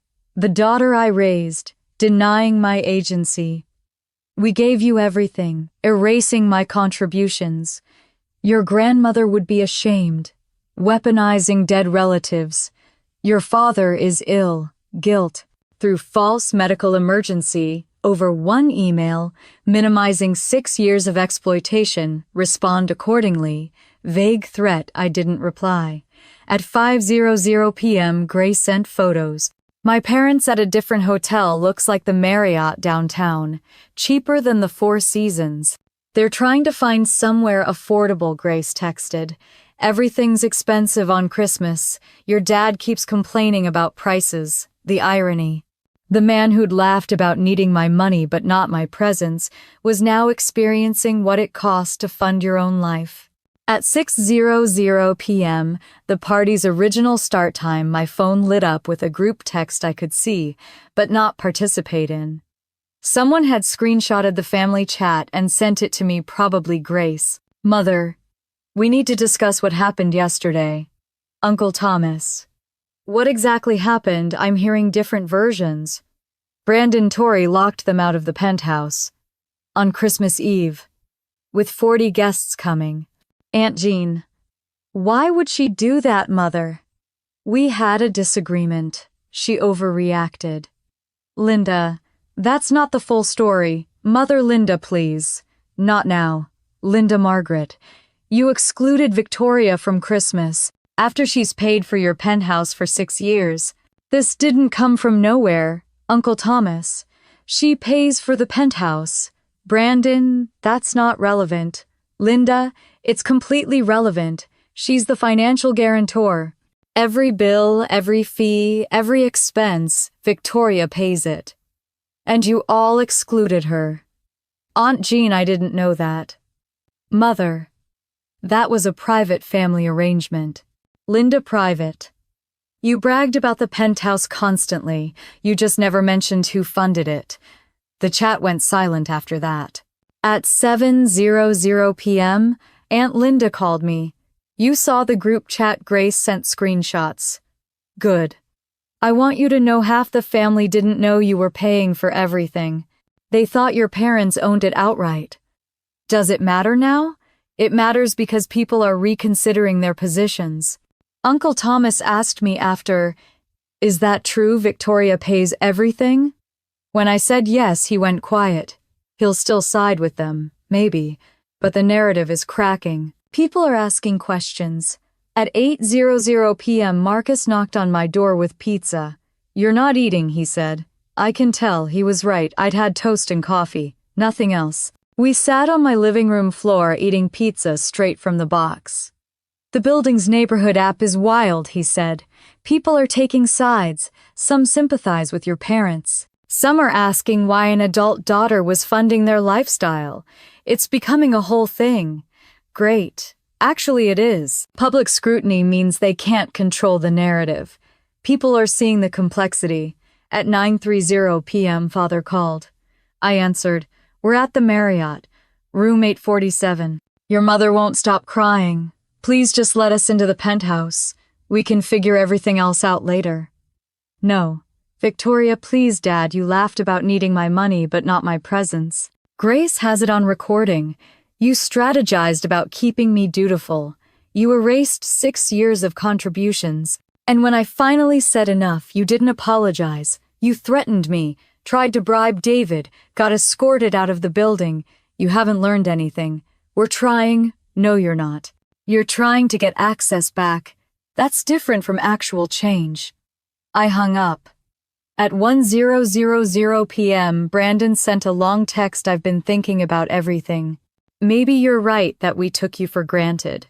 Maybe we didn't appreciate what you did. But Tori, this response is nuclear. You've humiliated Mom and Dad publicly. The whole building knows. The whole family knows. This will follow them forever. Is that what you wanted? To destroy their reputation? To make them look like users and freeloaders? Because congratulations, you succeeded. But don't expect us to forget this. Don't expect Mom to ever forgive you.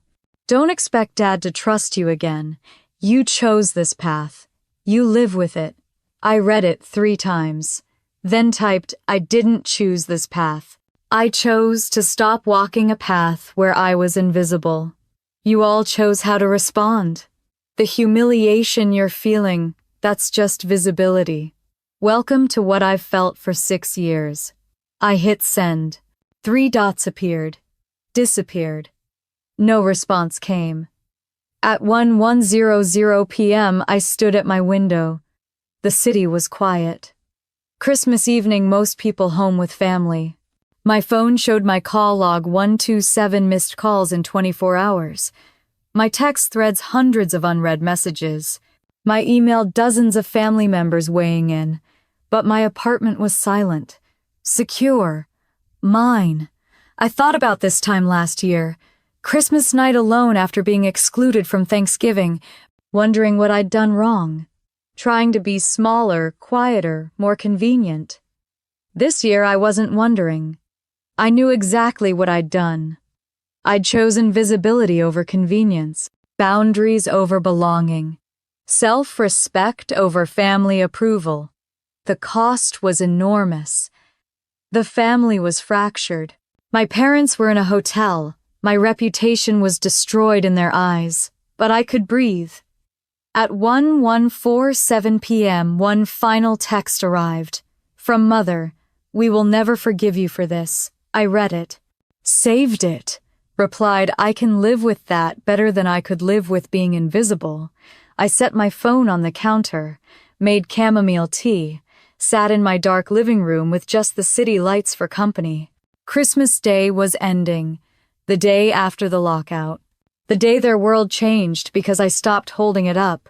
Tomorrow would bring more consequences, more calls, more guilt, more manipulation attempts.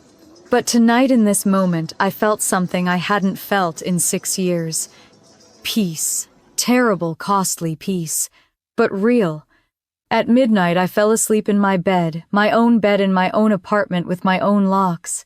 And for the first time since I could remember, I didn't dream about being locked out. I dreamed about having keys. Christmas morning arrived silent. No alarm, no phone calls yet. The apartment felt suspended like the moment between exhale and inhale. I woke at 8:34 a.m. to pale winter light. Lay in bed staring at the ceiling, processing that I'd actually slept 6 uninterrupted hours. My body ached from tension I hadn't released.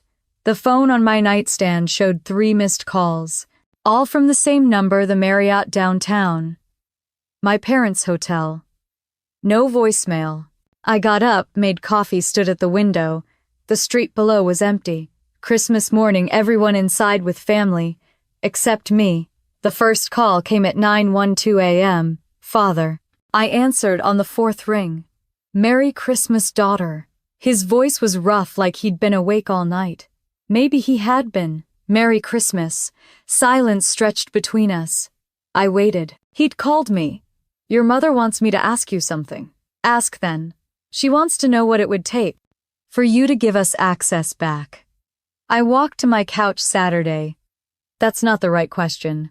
What is the right question? The right question is what has to change for us to have any relationship at all. More silence. I heard murmuring in the background, my mother's voice too distant to make out words.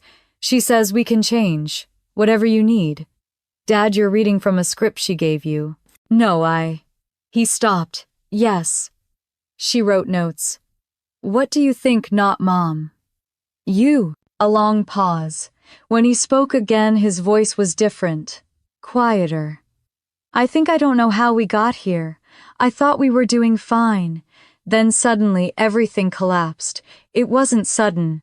It was 6 years of foundation crumbling, while you all ignored the cracks. Can you help me understand? What did we miss? Something in his tone made me believe he was actually asking, not strategizing. Actually trying to comprehend. You missed me. The person. You saw the function, the bill payer, the reliable one, the dutiful daughter. You never saw Victoria, who likes hiking and reads science fiction and wants to adopt kids someday. You never asked.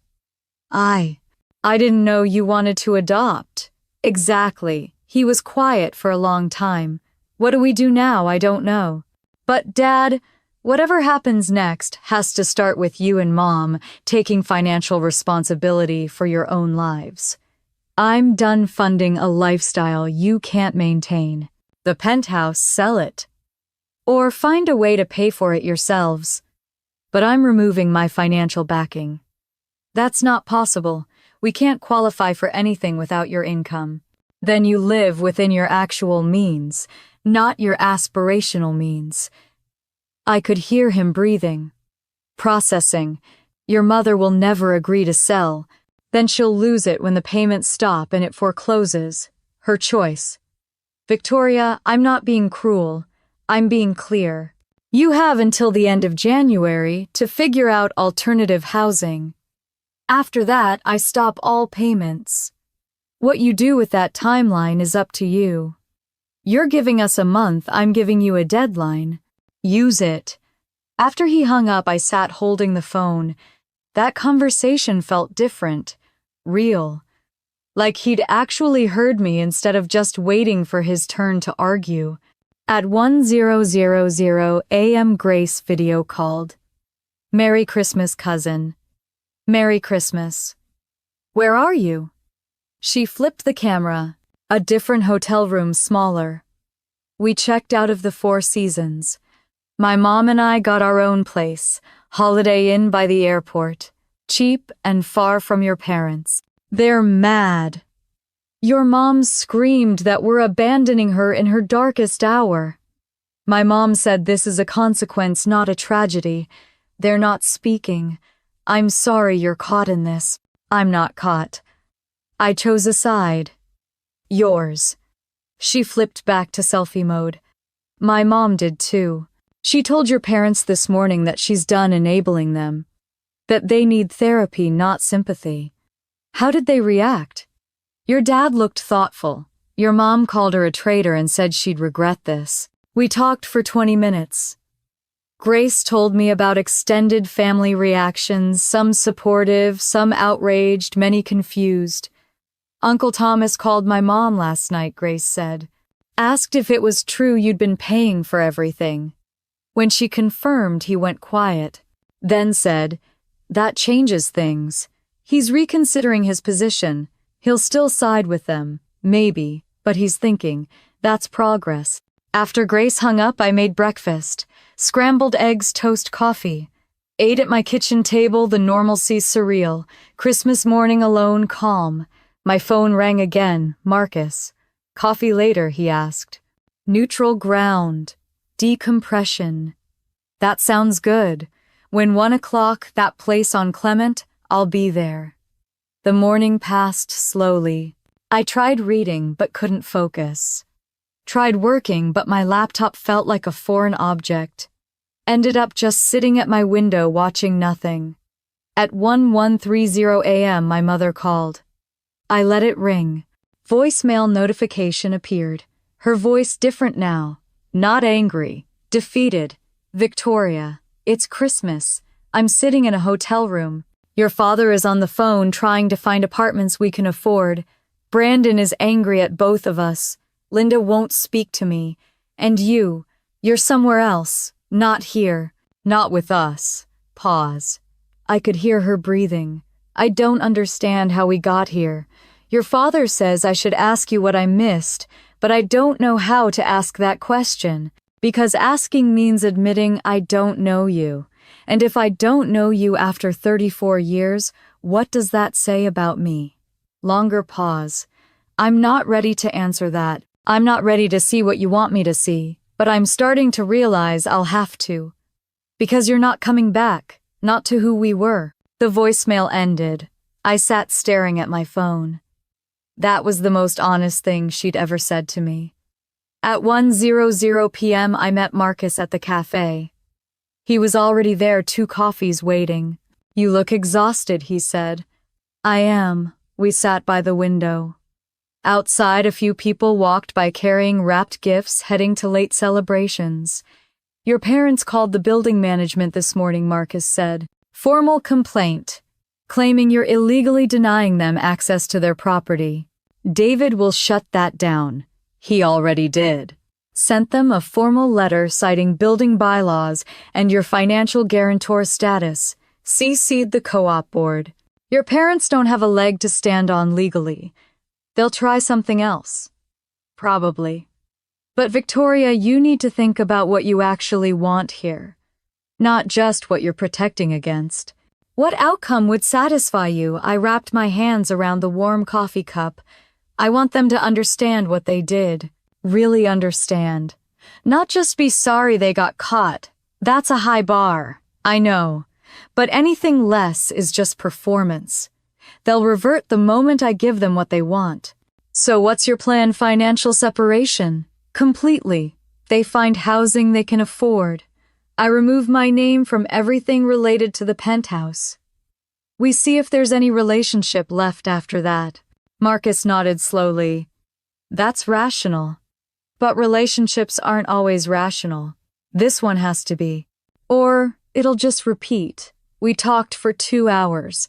About boundaries, about family systems, about the difference between punishment and consequence.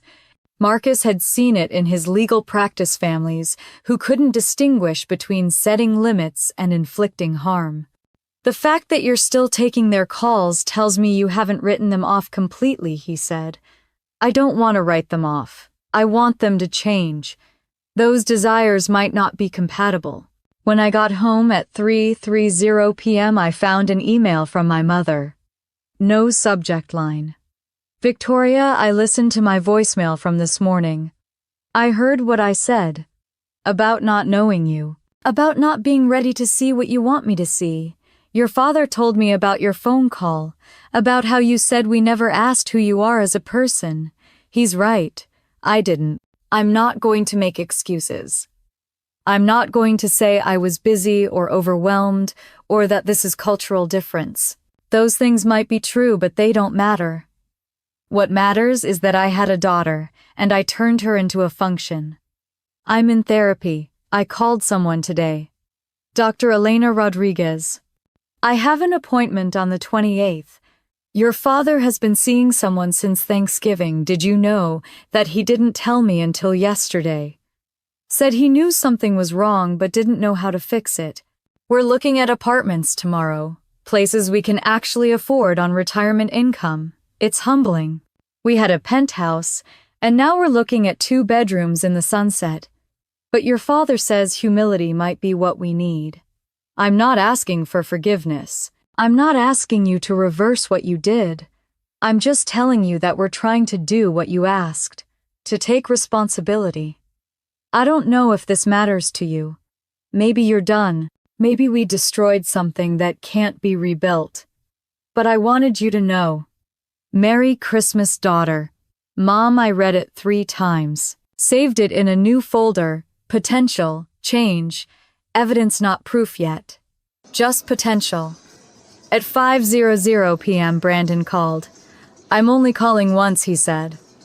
So listen, I'm listening. I talked to Mom and Dad for 3 hours today. About money, about you, about everything. I didn't know the full extent of what you were paying. I knew you helped, but I thought it was like rent contribution, not everything. You signed the exclusion email without knowing I signed it because Mom said it was best for everyone. I didn't question it. I should have. He paused. I waited. I was jealous of you. Your career, your independence, your ability to just not need anyone. I see that now. And I took Mom's side because it was easier than examining my own shit. Are you apologizing I'm trying to? I'm not good at this. Keep trying. Tori, I'm not asking you to forgive them. Or me. But I'm asking you to know that we're not ignoring this anymore. Dad's in therapy. Mom's starting. I'm going to start in January. We're actually dealing with our stuff. Why now? Because you forced us to. By stopping. By saying no. By making the cost visible. After he hung up, I sat on my couch in the gathering darkness. Christmas evening. The city lights coming on across the street. 3 phone calls today. Father, Mother, Brandon. Each one different from any conversation we'd had before. Real. Raw. Unscripted. Maybe it was temporary. Maybe once they got access back, they'd revert. I'd been manipulated before. But something felt different. Not in what they said. In what I heard underneath. Fear. Real fear that they'd lost me permanently. That fear might be the beginning of actual change.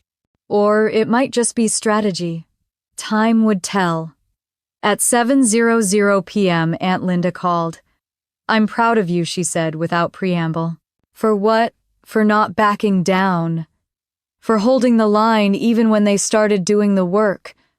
That's the hardest part, boundaries when people are trying to change. How do I know if it's real? You watch. You wait. Real change is consistent over time. Performance is intense but brief. Give it 3 months. See if they're still doing the work when the crisis has passed. 3 months is a long time. Healing takes longer than breaking. You know this. After we hung up, I made dinner. Pasta, simple sauce salad.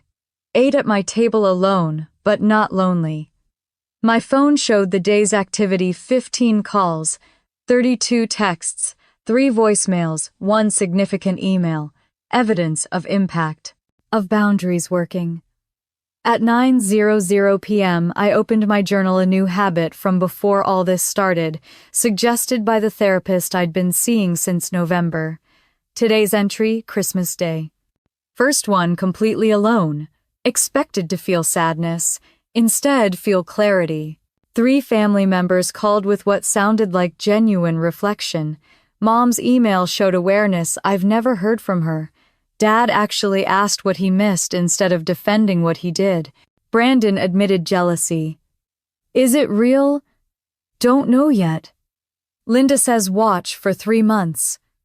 See if change is consistent or just crisis motivated. For now, I held my boundaries. Offered a path forward: financial independence, potential relationship after. Didn't cave to guilt. Didn't retaliate beyond necessary. Feel tired but solid. Grieving what was uncertain about what comes next, but clear I did what I needed to do. Tomorrow they look for apartments. I finalize my boundaries. We see if there's anything to rebuild. I closed the journal. Checked my phone one last time. 1 new text. From father: found a 2-bedroom in the Sunset. $3,400 divided by month. We can afford it on retirement income. Viewing tomorrow at 10 a.m. This is real Victoria. We're doing what you asked. I replied, good. Keep me updated. Simple, boundaried. Not warm but not cold either. Space for them to prove themselves. At 1:00 p.m., I turned off all the lights except my bedroom lamp. Changed into pajamas. Climbed into bed in my secured apartment. Tomorrow would bring more complications, more evidence of change or more performance, more decisions about how much space to allow. But tonight, Christmas night, I felt something unexpected. Hope, small, cautious, guarded, but present. They'd said the right things. Now they needed to do the right things, consistently, over time. I could wait. I could watch. I'd gotten good at both. I fell asleep thinking about apartments in the Sunset, about parents humbled, about therapy appointments and 3-month timelines, about locked doors that might someday, with work and time and genuine change, open into something new. Not what we were, but maybe something real. February 8th arrived with fog thick enough to muffle the city's usual morning sounds. I stood at my kitchen window with coffee, watching the white blur everything across the street, and opened my laptop. The spreadsheet stared back at me: family, reconciliation, 3-month, review 40 wents, 12 weeks of data. Every interaction logged: coffee dates with my mother, phone calls with my father, dinners with Brandon. Each row marked date, type, boundaries, honored, red flags, notes. Today was the 6-week checkpoint. Halfway to Aunt Linda's 3-month recommendation. My phone rang. David Park, the building manager. Morning, Miss Chen. Wanted to give you a heads up. Your parents officially listed the Penthouse for sale yesterday. I set my coffee down carefully. They actually did it. Listed at $4.1 million. Below market but realistic for quick sale. Thought you'd want to know. After he hung up, I pulled up the listing online. There it was. Luxury penthouse, Russian Hill, 2BR, divided by 2BA, stunning views. Photos showed the space empty of party decorations. Just furniture, clean lines, the view I'd paid for but never owned. Asking price, $4, 1000000. Days on market 1. They were really doing it. At 9:00 a.m. I had my therapy appointment. Doctor. Maya Patel's office in Nob Hill, the same small room I'd been coming to twice a week since January. "How was your week?" she asked, settling into her chair. "Complicated. My parents listed the Penthouse. How do you feel about that?" Relieved, sad, both is allowed. She made a note. "Tell me about the sadness." I thought about it. It was their dream, the Penthouse. Proof they'd made it. Watching them let it go feels like watching them shrink.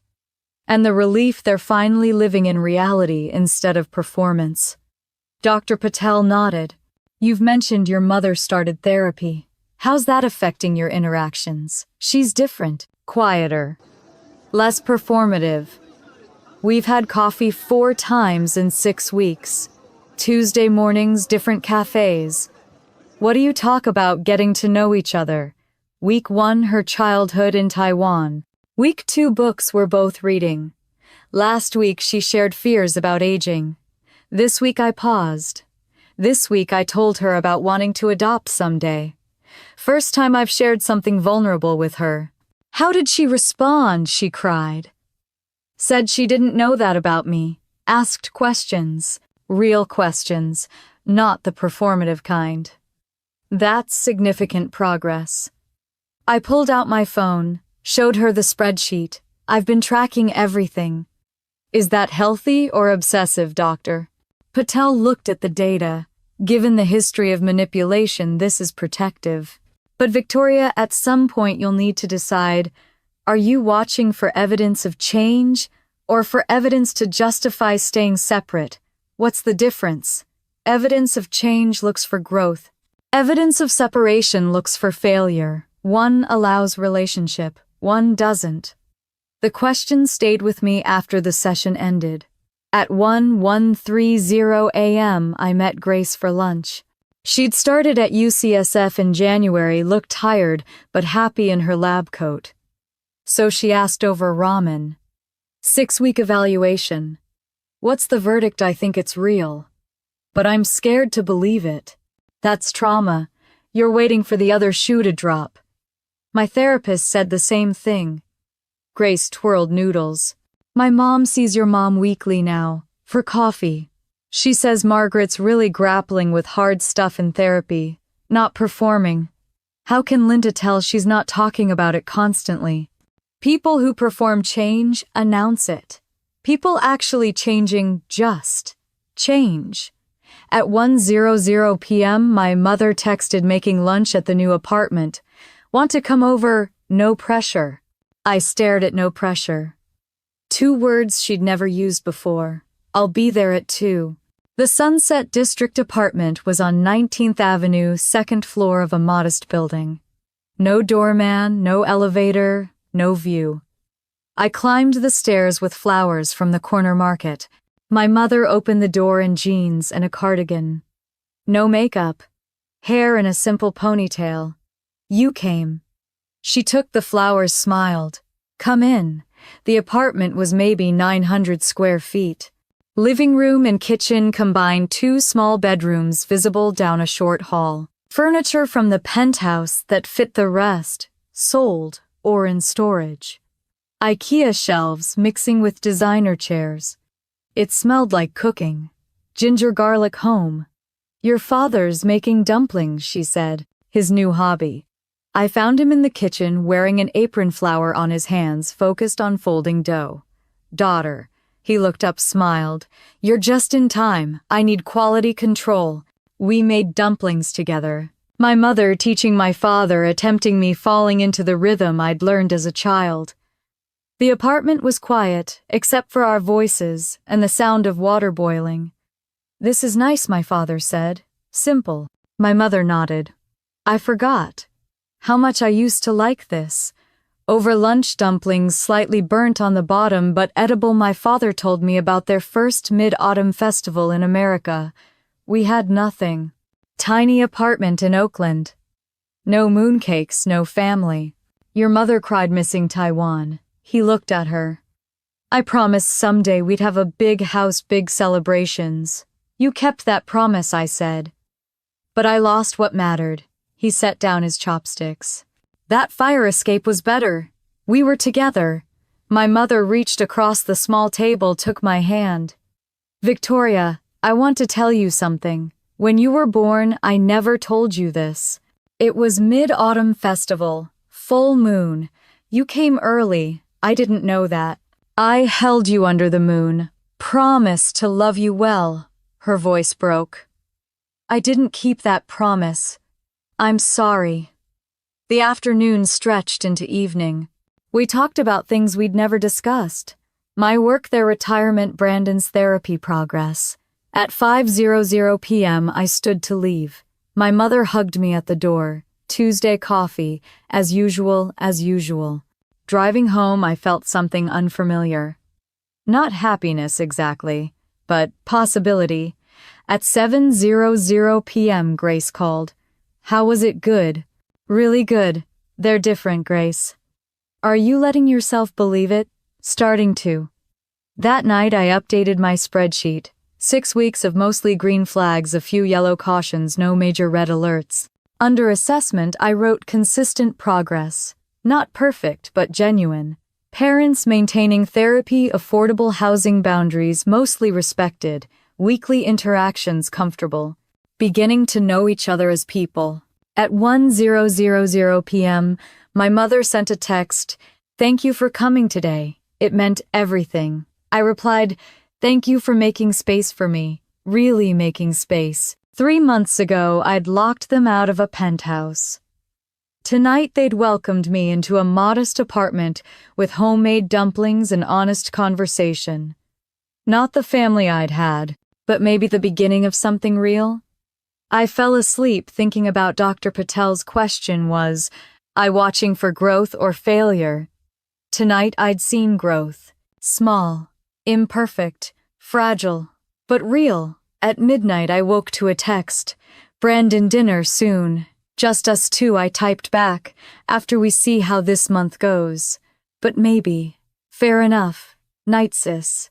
I set the phone down, rolled over, and slept through until morning. No nightmares, no anxiety dreams, just sleep. The next few weeks passed in a rhythm I'd never experienced with my family. Tuesday morning coffees with my mother became the anchor of my week. Each meeting at a different cafe, each conversation going deeper. Week 7, she showed me her watercolor paintings. Clumsy landscapes of the Golden Gate Bridge, but painted with focus I'd never seen her apply to anything. When did you start painting? I asked. 2 weeks ago. My therapist suggested finding something I did just for me. Not for image, just for joy. Week 8, I told her about my dating life, or lack of it. How I'd been too drained by family dysfunction to have energy for relationships. Do you want to date? She asked. Eventually. When I trust my judgment again. She nodded. I destroyed your ability to trust. I see that now. Week 9. She asked about my work. Not the superficial questions, how's the job, but real interest. What I was building, why it mattered, what challenged me. I never asked about your work before, she said. I didn't understand it. Tech felt foreign. You could have asked. I was afraid.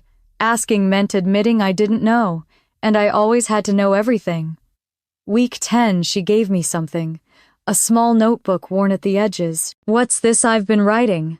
Things I'm learning in therapy. About narcissism, about my childhood, about what I did to you. I made you a copy. I flipped through it. Her handwriting, pages of reflection. I can read this, I want you to. So you know I'm doing the work when you're not there. That night I read her notebook cover to cover. Entries like Dr. Rodriguez asked why I needed Victoria invisible. Realized her visibility meant my inadequacy showed. If she was just a function, I didn't have to face my dependence. And I told Margaret Chen she was successful. But Margaret Chen was broke and terrified. Victoria was successful. I resented her for being what I pretended to be. And I'm learning the word enmeshment. I didn't see Victoria as separate person. I saw her as extension of me. When she succeeded, I took credit. When she pulled away, I felt abandoned. Neither response saw her as whole person.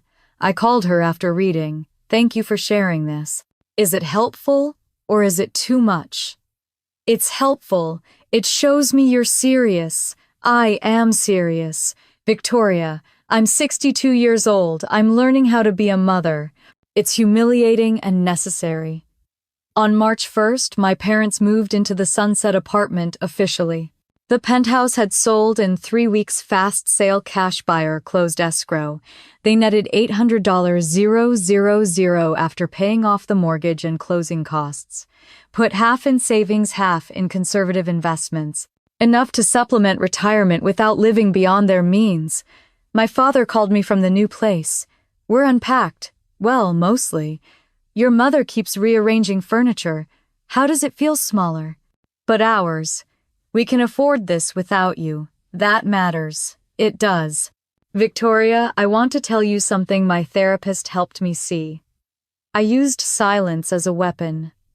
When things got hard, I went quiet. Let your mother make decisions. Let problems fester. That silence hurt you as much as her actions.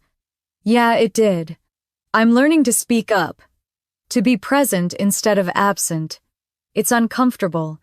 Growth is uncomfortable. My therapist says the same thing. In mid-March, Brandon called. That dinner. Just siblings. Still interested? Yeah. When this weekend, Saturday, we met at a barbecue place in the Mission. Casual, loud, no pressure. So he said, over brisket. I've been in therapy for 6 weeks. How is it hard? I'm working on my jealousy, my tendency to compete instead of connect, my fear of not being enough. He looked at me. I was jealous of you for years, Tori. Your career, your independence. I took that out on you. I know. I'm sorry. I appreciate that. Can we? He paused. Can we try again? At being siblings we are trying, right now, this. He smiled.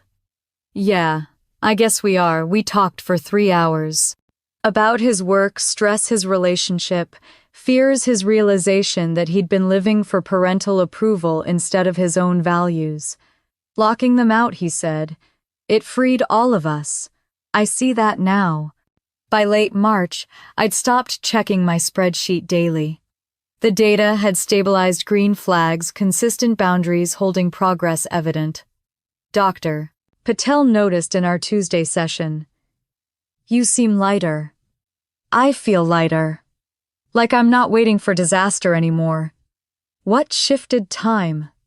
Consistency. They've done what they said for almost 3 months. Mom's still in therapy. Dad's still doing his work. Brandon's showing up.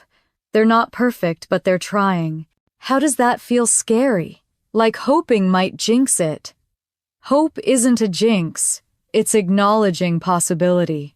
At the end of March, my mother asked to have coffee, just us outside our normal Tuesday. We met at a cafe in the Sunset near their apartment. She was nervous, fidgeting with her cup. I need to tell you something. Okay. In therapy, Dr. Rodriguez asked what I admire about you. I couldn't answer at first, not because I don't admire you, because I'd never let myself. Why not admiring you meant admitting I'd failed as a mother, that you'd become successful despite me, not because of me. She pulled out a folded piece of paper. I wrote this 3 weeks ago. Never gave it to you. Too scared. But I'm ready now. I unfolded it. A letter, her handwriting. My daughter Victoria, I see you now. Not as function or extension, but as person. You like hiking at dawn. You read science fiction. You want to adopt children someday. You're kind and strong and braver than I ever was. I'm proud of you. Not for what you achieved despite me, but for who you are. The person I never took time to know. I'm sorry I made you invisible. I'm sorry I used you. I'm sorry it took you locking doors for me to see what I'd done. Thank you for not giving up on us. Thank you for the chance. Your mother learning Margaret, I read it twice, tears blurring the words. Can I keep this? It's yours. We sat in silence, both crying quietly while coffee got cold. Mom, yes, I want you to know I see you trying. Really trying. That means everything. She reached across the table, held my hand. We're not there yet, but we're getting there. Yeah, I said. We are. That night I called Aunt Linda. 3 months. What's the verdict? She laughed. You passed the checkpoint. They're doing the work even when you're not watching. That's real change. So what now? Now you decide what relationship you want. Not what you had, not what they want. What you want. I thought about it. I want coffee dates and dinners. I want honesty and boundaries. I want to know them and let them know me. Slowly, carefully. That's wise. Is it weird that I'm happy after everything? It's beautiful. You're not happy because they changed. You're happy because you chose yourself and they chose to meet you there. At midnight on March 31st, I closed my tracking spreadsheet. Saved it as family, reconciliation, Q1, complete. 90 days of data, mostly green, some yellow, no red, progress. Real, documented, consistent progress.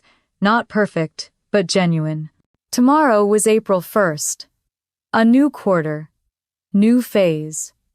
I'd spent January through March watching, testing, protecting. April through June could be about building. Carefully. With boundaries. But actually building. I fell asleep thinking about possibility instead of threat. And slept through the night without waking once. Saturday morning, February 15th.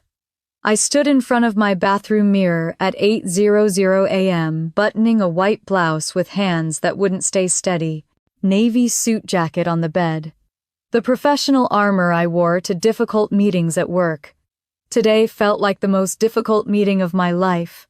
My phone showed a text from Marcus, sent at 7:45, ready when you are. I'll drive, I replied. Be there in 20. In the kitchen, I made coffee I barely tasted.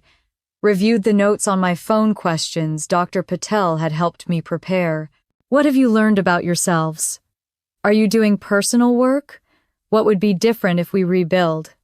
The questions felt simultaneously too soft and too hard. At 8:30, Marcus knocked. I grabbed my bag, laptop, water bottle, the printed list of questions, my boundary reminders written on an index card I'd slip into my pocket. You look terrified, he said. I am. That's healthy. Means you care about the outcome. We drove to Zuni Cafe in his car. I watched the city pass, people walking, dogs buying coffee, living normal Saturday mornings. My stomach felt like it was trying to exit my body. Worst case scenario, Marcus said. What happens? They perform change. I see through it. We stay separated. Best case, they've actually done the work. We rebuild slowly. Very slowly. And most likely, somewhere messy in between. We arrived at 2:50 p.m. The restaurant was bustling with lunch crowd lingering into late afternoon. Through the window I saw them already seated, my parents and Brandon at a corner table. I froze on the sidewalk. Marcus's hand on my shoulder. You're in control. You set the terms. They agreed to be here on your conditions. Deep breath. Okay. We walked in. The hostess gestured toward the corner. I approached Marcus slightly behind. They looked different. My mother in a simple sweater and slacks, minimal makeup, hair unstyled. My father in a button-down, no-tie, face lined with exhaustion. Brandon in jeans and a t-shirt, none of his usual put-together appearance. They all stood when they saw me. Tori. Brandon's voice was careful. Thanks for coming. My mother stepped forward, stopped. No hug attempted. Victoria. You look well, Mom, Dad. Brandon. I gestured to Marcus. This is Marcus Okonkwo.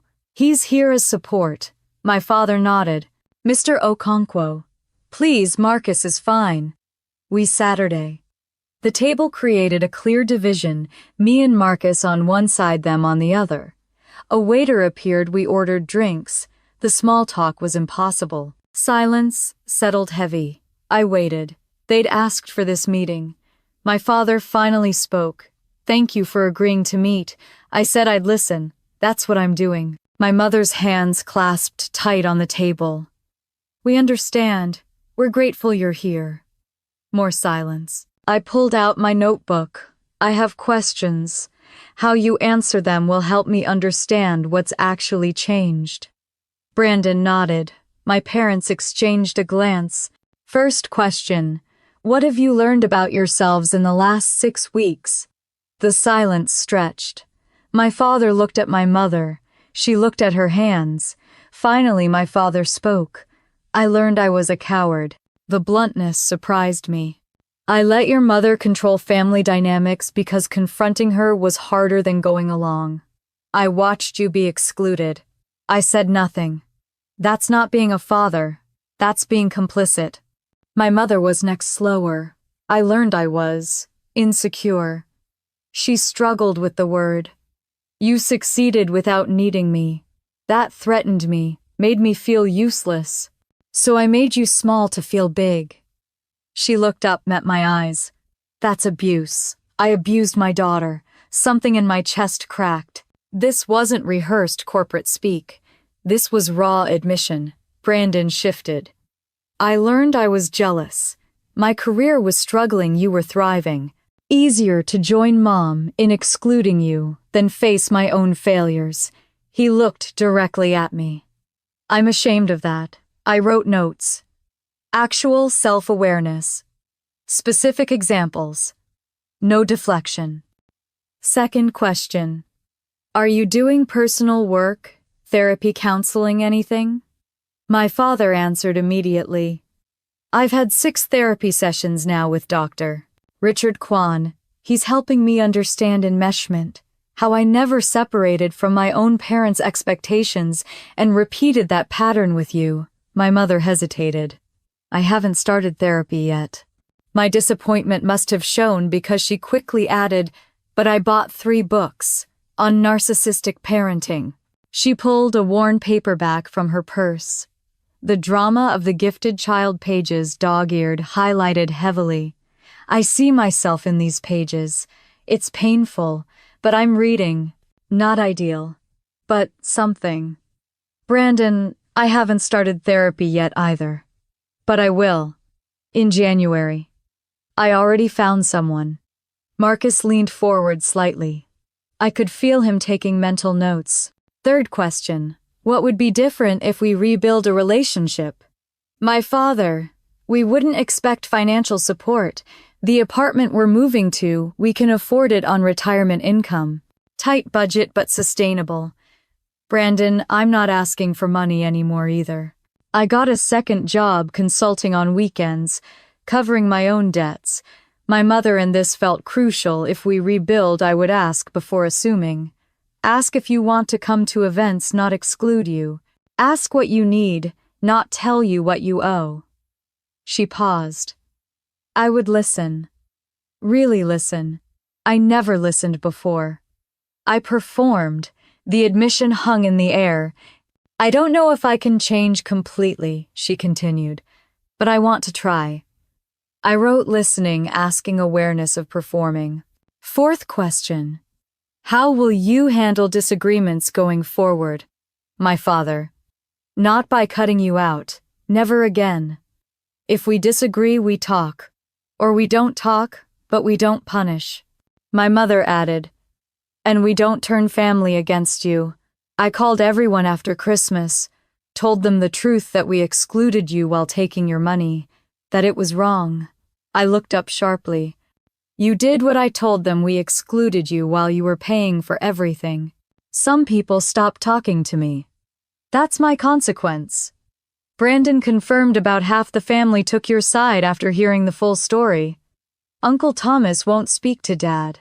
Says he dishonored the family. My father's voice was quiet. Maybe I did, but I dishonored you first. I set down my pen. This was more than I'd expected. Specific accountability, public admission, acceptance of social consequences. Last question. What does financial independence mean going forward? My mother firm. No expectations. None. We don't ask for money loans, co-signing nothing. If we can't afford something, we don't buy it. My father, the Penthouse sale closes in 3 weeks. We'll have some equity. Not millions, but enough for a cushion. We're learning to live smaller. I looked at Marcus. He gave a small nod. They sound sincere. The food arrived. We ate slowly, conversation shifting to logistics. The apartment viewing the moving timeline, what furniture would fit in a smaller space. My mother said something that caught me. Can I say something not on the question list? Go ahead. I'm sorry. Truly, deeply sorry. Her voice broke. Not sorry we got caught. Sorry for every year you felt invisible. You deserved better. You deserved to be celebrated. I failed you as a mother. She was crying now, not delicate tears, but genuine sobs. My father's hand on her shoulder. Brandon looking away, also emotional. Thank you for saying that, I said. My voice was steadier than I expected. I needed to hear it, but I need you to know this doesn't erase what happened. It's a start, not a finish. My mother wiped her eyes. I understand. I don't expect instant forgiveness. I just hope for a chance. However long it takes. The conversation continued for another hour. I laid out my conditions. Therapy requirement, Mom, you need to start. Not just read books. She nodded. I'll call someone this week. Linda gave me a referral. Communication boundaries. No group texts without my permission. No sharing my information with extended family. If I say I need space, you respect it. My mother agreed. All of it. Financial separation. We don't discuss money, period. I'm not your financial planner or backup plan. My father understood. That's fair. Gradual rebuilding. We start small. Coffee dates, not family dinners. We keep this private while we figure it out. I reserve the right to slow down or pause if things feel unhealthy. My mother asked, what's the timeline? There isn't one. It takes however long it takes. My father. And if we feel you're holding the past over us, unfairly. Fair question. Then you say so. Respectfully. And we work through it. This has to be two-way. Finally, I pulled the penthouse keys from my purse, set them on the table between us. I'm returning these today. My parents exhaled in visible relief. But understand this is symbolic. I'm giving up control because I choose to trust you're making changes, not because you forced me.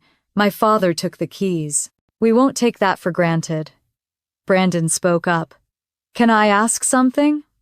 Would you be willing to have dinner with just me sometime? Not with parents, just siblings. I want to know you again. I considered. Maybe. After we see how this month goes. Fair enough. Marcus, who'd been mostly silent, spoke. If I may say something, I'm here as Tori's friend. I've watched her set boundaries that terrified her. She did it because you all taught her she had no worth beyond usefulness. My parents flinched but didn't argue. What I see today, people trying. Not perfectly, but genuinely. Don't waste this chance. Not everyone gets one. My father, we won't.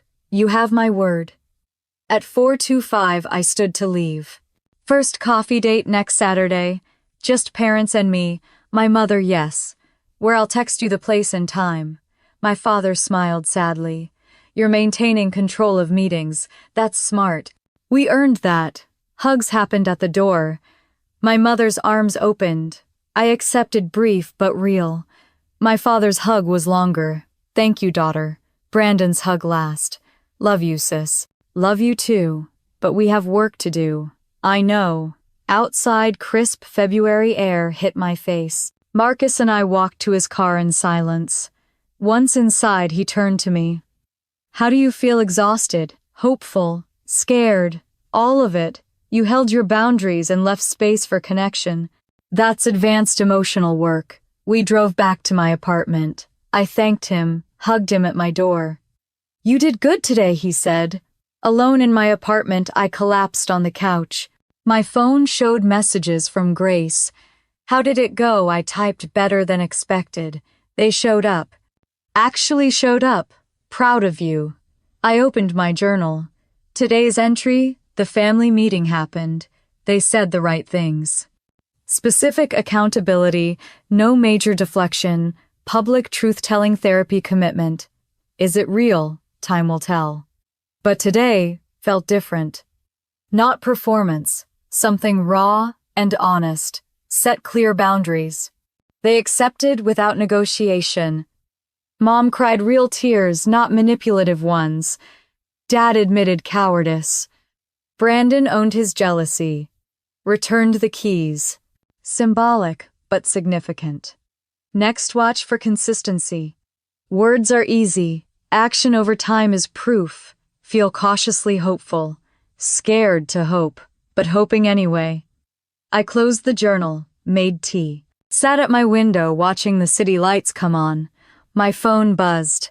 Father, thank you for today. We won't let you down, I replied. Actions speak louder than words, but I'm listening for both. At 10 p.m. I fell asleep thinking about coffee dates and second chances and the difference between performance and genuine change. Tomorrow would bring more uncertainty. But today had brought possibility, small, fragile, real, and that was enough for now. May 18th arrived with morning light that turned my kitchen window golden. I sat at the table with coffee laptop open, staring at a spreadsheet I'd maintained religiously for 12 weeks. Family, reconciliation, 3-month, review. XLSX 72 rows of data. Every interaction since February 15th logged with the precision I brought to debugging code. Date type boundaries honored red flags notes. Week 1 to 4 coffee dates with parents. Topics light getting to know you. One boundary slip mom asked about my salary caught herself mid-question apologized. Dad's therapy continuing weekly. Mom started therapy February 28th 2 weeks later than promised but she started. Week 5 to 8 2 family dinners at restaurants. Brandon present at 1 appropriate behavior. Penthouse sold March 15th. Parents moved March 22nd. I helped minimally advice, only no labor, no money. 1 violation dad asked to borrow $500 for moving costs. I said no firmly. He accepted without guilt trip. Week 9 to 12. 3 dinners, comfort increasing. First visit to their apartment, my choice to go. Mom apologized unprompted for something from 1998 I'd barely remembered. Sign of deep therapy work, not surface. The data was mostly green. Some yellow cautions, no red flags. My phone buzzed. Grace video calling, evaluation day. What's the verdict? I looked at the screen. I think it's real, but I'm scared to trust it. That's your trauma talking. You're waiting for them to revert. My therapist says the same thing. Grace was in her UCSF lab wearing safety goggles pushed up on her forehead. My mom sees your mom weekly, says Margaret's really working through hard stuff, not performing it. How can Linda tell the difference? People who perform change announce it constantly. People actually changing just change. After we hung up, I checked my messages. Mother sent at 9:00 a.m. making lunch today. Want to come over? No pressure. No pressure. Words she'd never used before. I'll be there at 1, I replied. At noon, I drove to the Sunset. Their building was modest, no doorman street parking. I found a spot 2 blocks away, walked with flowers from the corner market. Second floor, no elevator. I climbed stairs that creaked. Knocked on 3B. My mother opened the door in jeans and a loose sweater. No makeup, hair in a ponytail. You came. She took the flowers, smiled without performance. Come in. The apartment was maybe 900 square feet. Living room and kitchen combined. I could see both bedrooms from the entrance. Furniture from the penthouse that fit a couch, the dining table cut down to seat 4 instead of 12. IKEA bookshelves next to designer lamps. Nothing matched. Everything worked. It smelled like ginger and garlic. Home cooking. Your father's making dumplings, my mother said. He's obsessed now. I found him in the tiny kitchen apron on flour on his hands, completely focused on folding dough. Daughter. He looked up, face lighting up. Perfect timing. I need you to tell me if these are any good. We made dumplings together. The three of us in a kitchen barely big enough for two bumping elbows laughing when my father's folds came out lopsided. My mother, patient as she'd been when I was 10, teaching the pinch and fold technique, I'd forgotten. This is nice, my father said quietly. Simple. My mother nodded. I forgot how much I liked this, making things with my hands, with people I love. The dumplings were slightly burnt on the bottom. My father's heat control needed work, but we ate them at the small table and they tasted like more than food. They tasted like effort. I want to tell you something, my father said over tea. About our first Mid-Autumn Festival in America. Okay. We had nothing. Tiny apartment in Oakland. No mooncakes, no money for celebration. Your mother, cried Missing Taiwan. I promised her someday we'd have a big house, big celebrations. He looked at my mother. I kept that promise, but I lost what mattered in the process. My mother's eyes were wet. The fire escape in Oakland was better than the penthouse. We were together then. Really together. She reached across the table, took my hand. Victoria, I never told you this. You were born on Mid-Autumn Festival. Full moon night. You came early. I didn't know that. I held you under the moon. Promised to love you well. Her voice broke. I didn't keep that promise. I'm so sorry. My throat was tight. You're keeping it now. That counts. The afternoon stretched. We talked about my work, real questions, genuine interest, their retirement adjustment, Brandon's therapy progress. At 4:00 p.m., I stood to leave. My mother walked me to the door. Tuesday coffee, our regular time, wouldn't miss it. She hugged me longer than usual. Thank you for coming, for giving us chances, plural. Driving home, I felt something I hadn't expected. Not happiness, exactly, but lightness. Like I'd been carrying weight I hadn't realized was there until it lifted. That evening, I called Dr. Patel on the emergency line she'd given me for between-session processing. I visited them today. It was good, really good. And that scares me. Why does their change scare you? Because if they can change, I have to let them back in. And letting them in means risking being hurt again. Victoria, you've spent 3 months watching testing, protecting yourself. That was necessary. But at some point, protection becomes prison. What do? You decide, is the risk of hurt worse than the guarantee of distance? I don't know. What does your gut say? I sat with the question. It says try, carefully. But try, then try. With boundaries still in place, you can engage and still protect yourself. Those aren't opposites. At 8:00 p.m., Marcus stopped by with Thai food. You look different, he said, unpacking containers. Lighter. I visited my parents, their new place, and it was normal, in a good way. We made dumplings, talked, it felt real. Marcus handed me a fork. From a legal perspective, they've met every condition you set. Therapy, both attending consistently. Financial independence, maintaining their apartment without your help. Boundaries, honoring them even when uncomfortable. Communication, respectful, no manipulation. So you think it's real, I think the contract's being fulfilled. Now the question is emotional. Do you want them in your life? I'm afraid to want it, because wanting means hoping.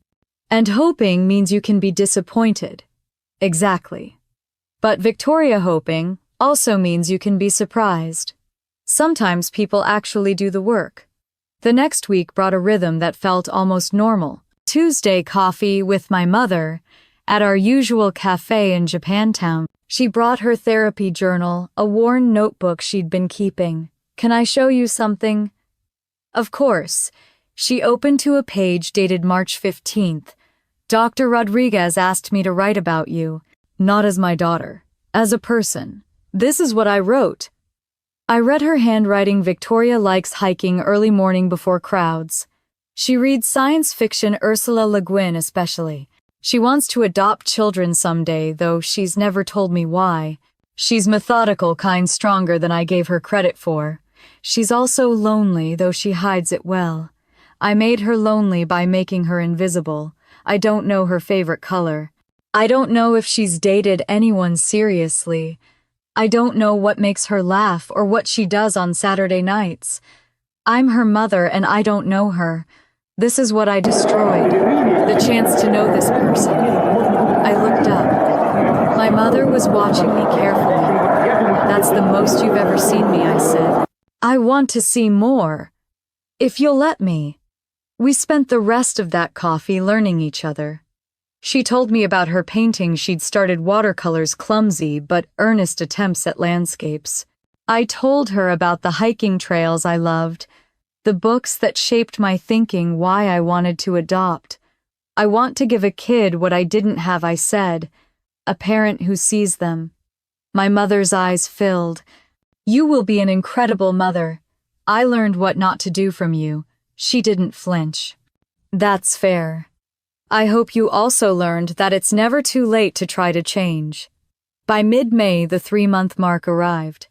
I closed my tracking spreadsheet for the last time. The final summary read 12 weeks of consistent progress. Parents maintaining therapy, affordable housing boundaries, mostly respected. Weekly interactions comfortable. Beginning to know each other as people.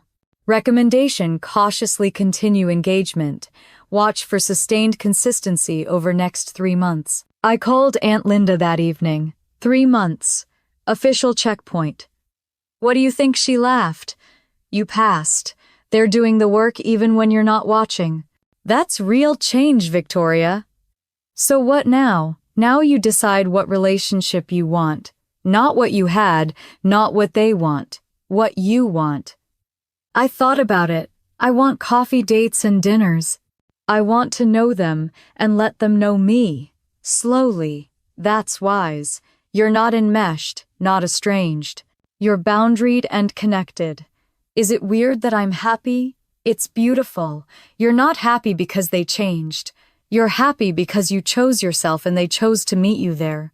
That night, I journaled 3-month evaluation complete. Data shows consistent change. Not perfect, but genuine. They've done what they said they'd do. Mom's therapy work is visible. She's different. Quieter, more reflective, less performative. Dad's weekly sessions continue. Brandon's starting his own work. I'm letting myself hope. Carefully. With boundaries. But actually hoping. This is what I wanted, not the old family back, but the possibility of something new.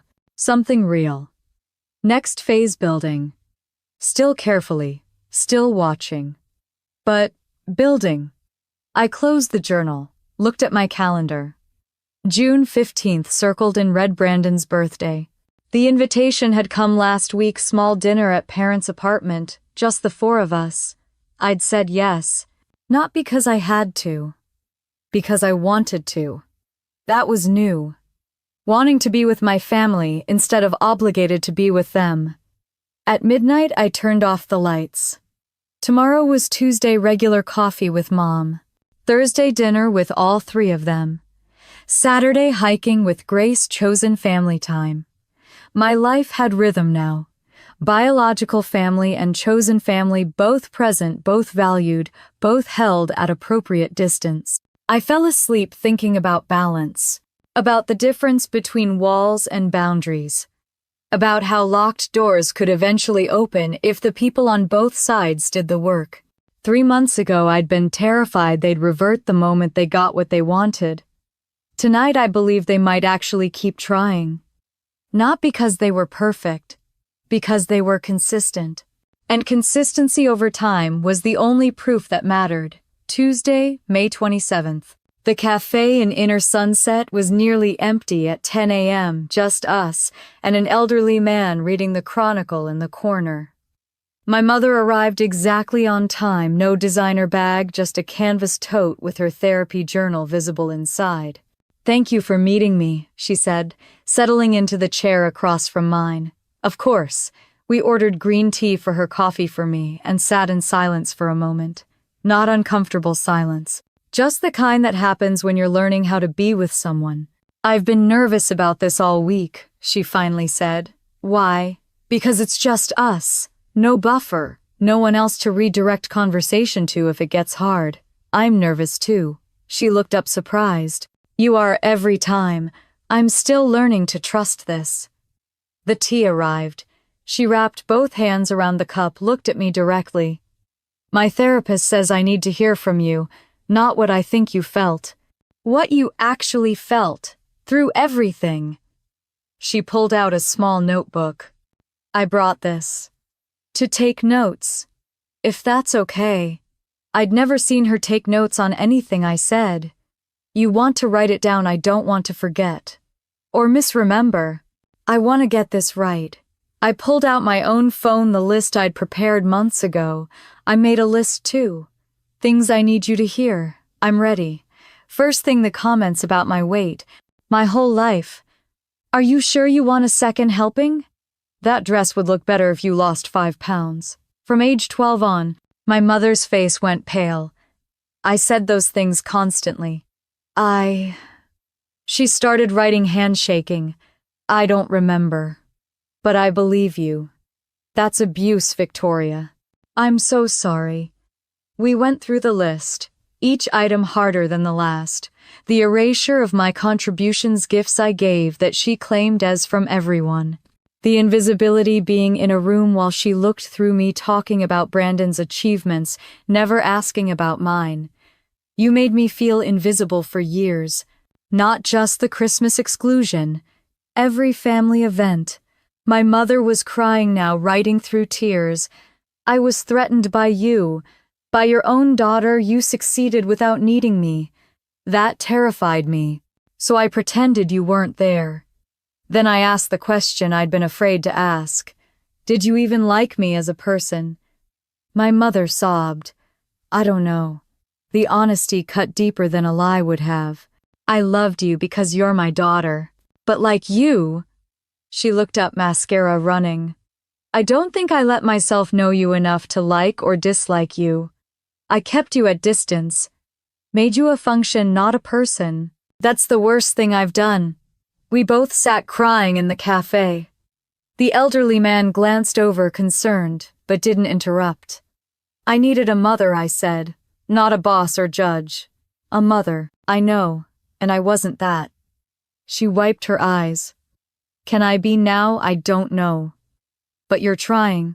That's something." "Victoria, can I ask you something? Not therapy homework. Just curiosity." "What?" "Who are you? Really?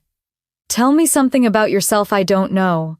When had she ever asked this? "I like hiking. Early morning before crowds." I didn't know that. "I like science fiction novels, Ursula Le Guin especially." I didn't know that either. "I want kids someday. Maybe adopt." Her eyes widened. "You do. Why adopt?" "Because I want to give a kid what I didn't have. A parent who sees them." She absorbed this. "Then my turn. You don't know this about me. I always wanted to be a painter." "What, in Taiwan before we immigrated?" "I painted. Watercolors. Landscapes. I was good at it." "What happened? Life?" "Survival. Image."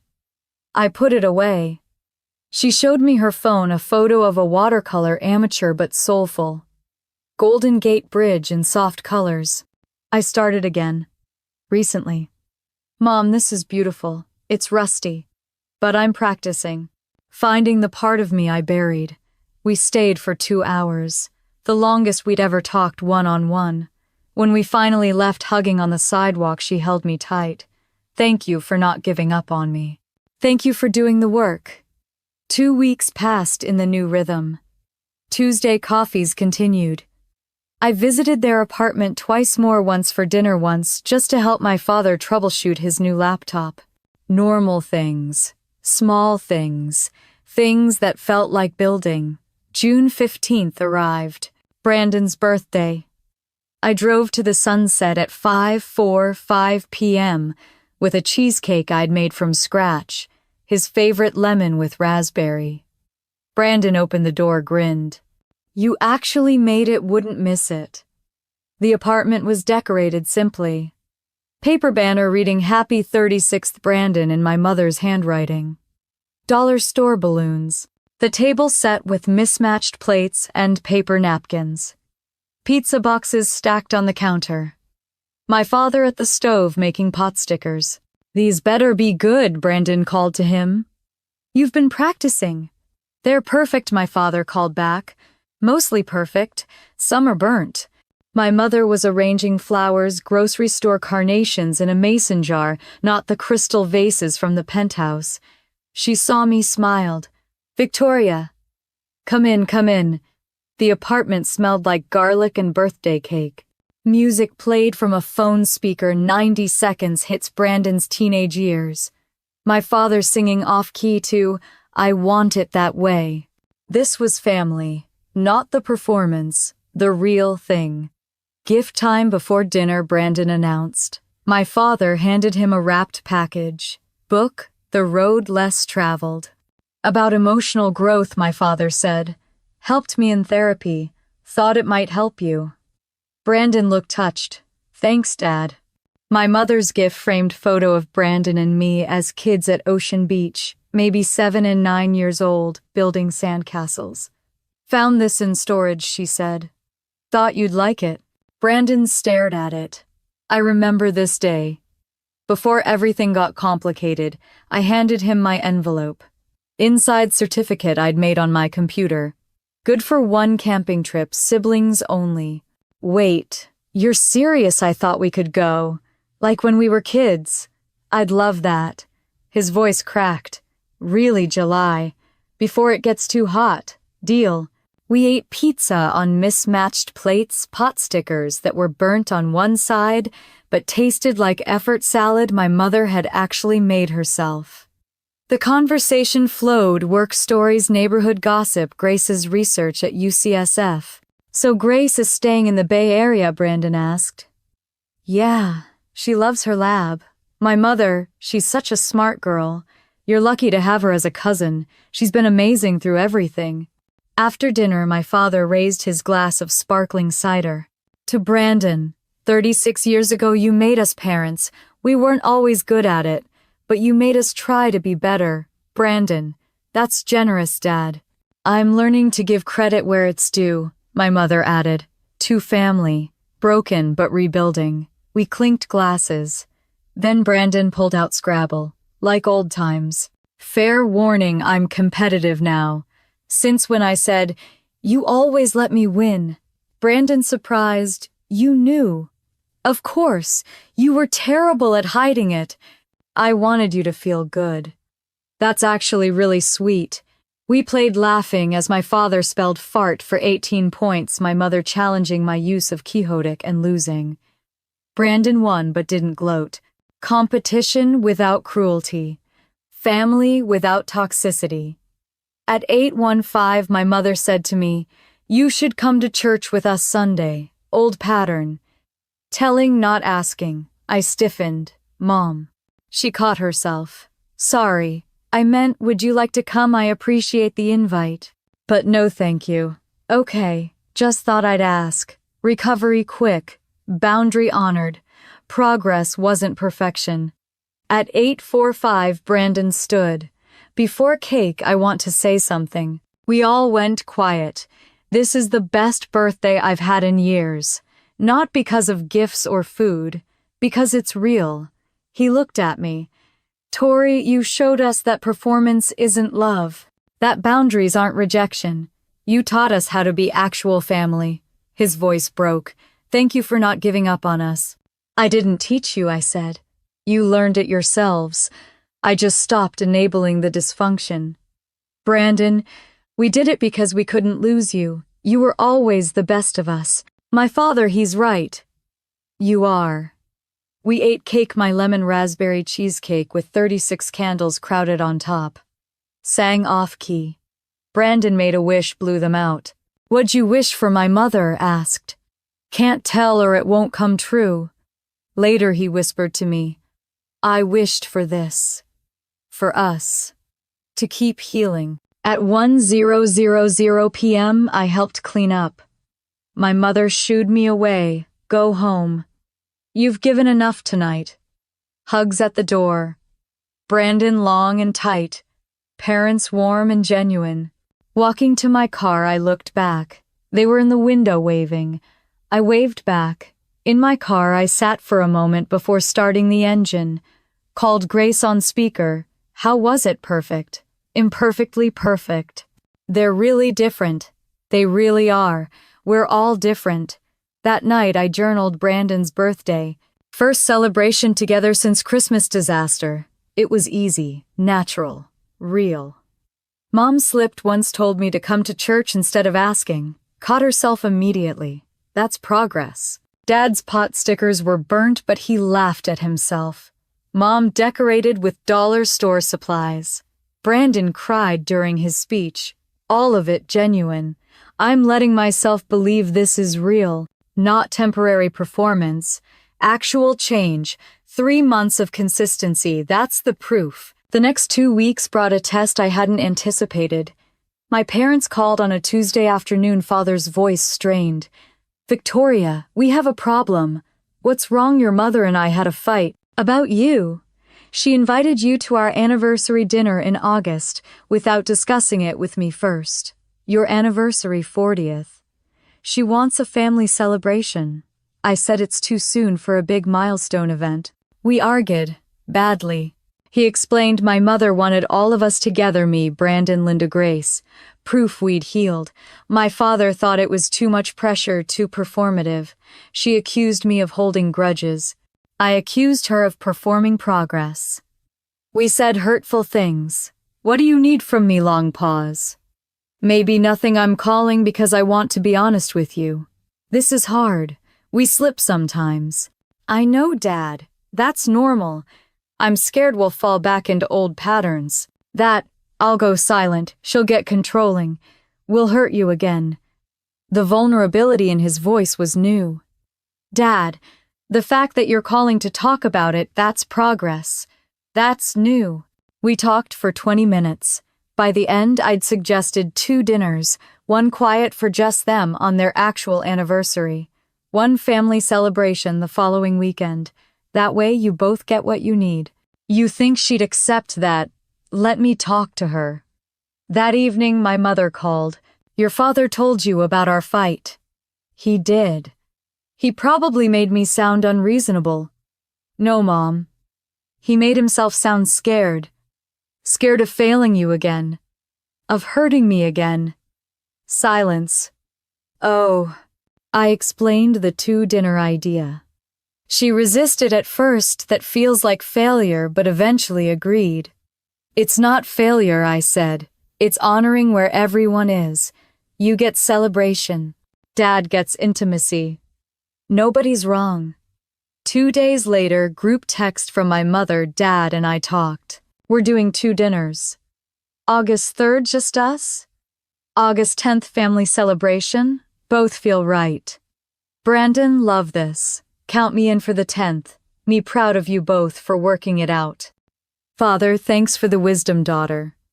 In my next therapy session, Dr. Patel asked, they had a fight and called you. How do you feel about that, proud? Is that weird? Not at all. Why proud? They didn't hide it.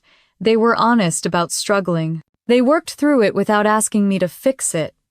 That's intimacy, Dr. Patel said. Real intimacy. Showing the messy parts. And you gave them a perspective without taking responsibility for their relationship. That's healthy support, not enmeshment. By the end of June, summer had settled into San Francisco fog, burning off by noon, the city golden and warm. I met Grace for brunch at our favorite spot in the Mission. So she said over mimosas, how's the family experiment going? Better than expected. They had a fight about me, work through it themselves. That felt huge. You're believing it now that it's real. Starting to. It's been consistent for 4 months.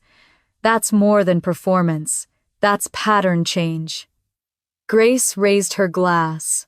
To your bravery. For demanding better and for recognizing it when they delivered. We clinked glasses. I felt something unfamiliar. Not quite happiness. But close. Hope maybe. Earned hope. That evening, I updated my journal one last time on the topic of family healing 4 months since the meeting. They've been consistent. Therapy continuing for all 3. Financial independence maintained. Boundaries mostly honored. Real conversations happening. They had a fight and handled it like adults. That's the biggest proof. I'm not waiting for disaster anymore. I'm watching for growth and finding it. Next, their anniversary celebrations. First major milestones together. We'll see if holiday pressure triggers old patterns or if the new patterns hold. For now, I'm hopeful. Carefully guardedly, but genuinely hopeful. This is what I wanted. Not the old family back. Something new. Something real. I closed the journal, looked at my calendar. August 10th, circled parents' anniversary dinner family. 4 months ago, I wouldn't have believed I'd be looking forward to it. Tonight I was. That was progress measured not in data points, but in feeling. And feeling I was learning was the truest measure of healing. September 28th evening before the festival. I sat in Dr. Patel's office for what she called a preparation session, anticipating tomorrow's dinner, the first family holiday since Christmas. "How are you feeling?" she asked. Nervous, excited, terrified. All valid. What specifically worries you that holidays trigger old patterns? Christmas is when everything collapsed. What if stress brings back the dysfunction? Dr. Patel leaned forward. Holidays are high pressure. Families often revert under stress. But Victoria, you're not the same person who walked into Christmas blind. You have tools now. Boundaries. Voice. If patterns resurface, what will you do? Name it. In the moment. Not wait and stew. Exactly. And your exit strategy, Marcus is on call.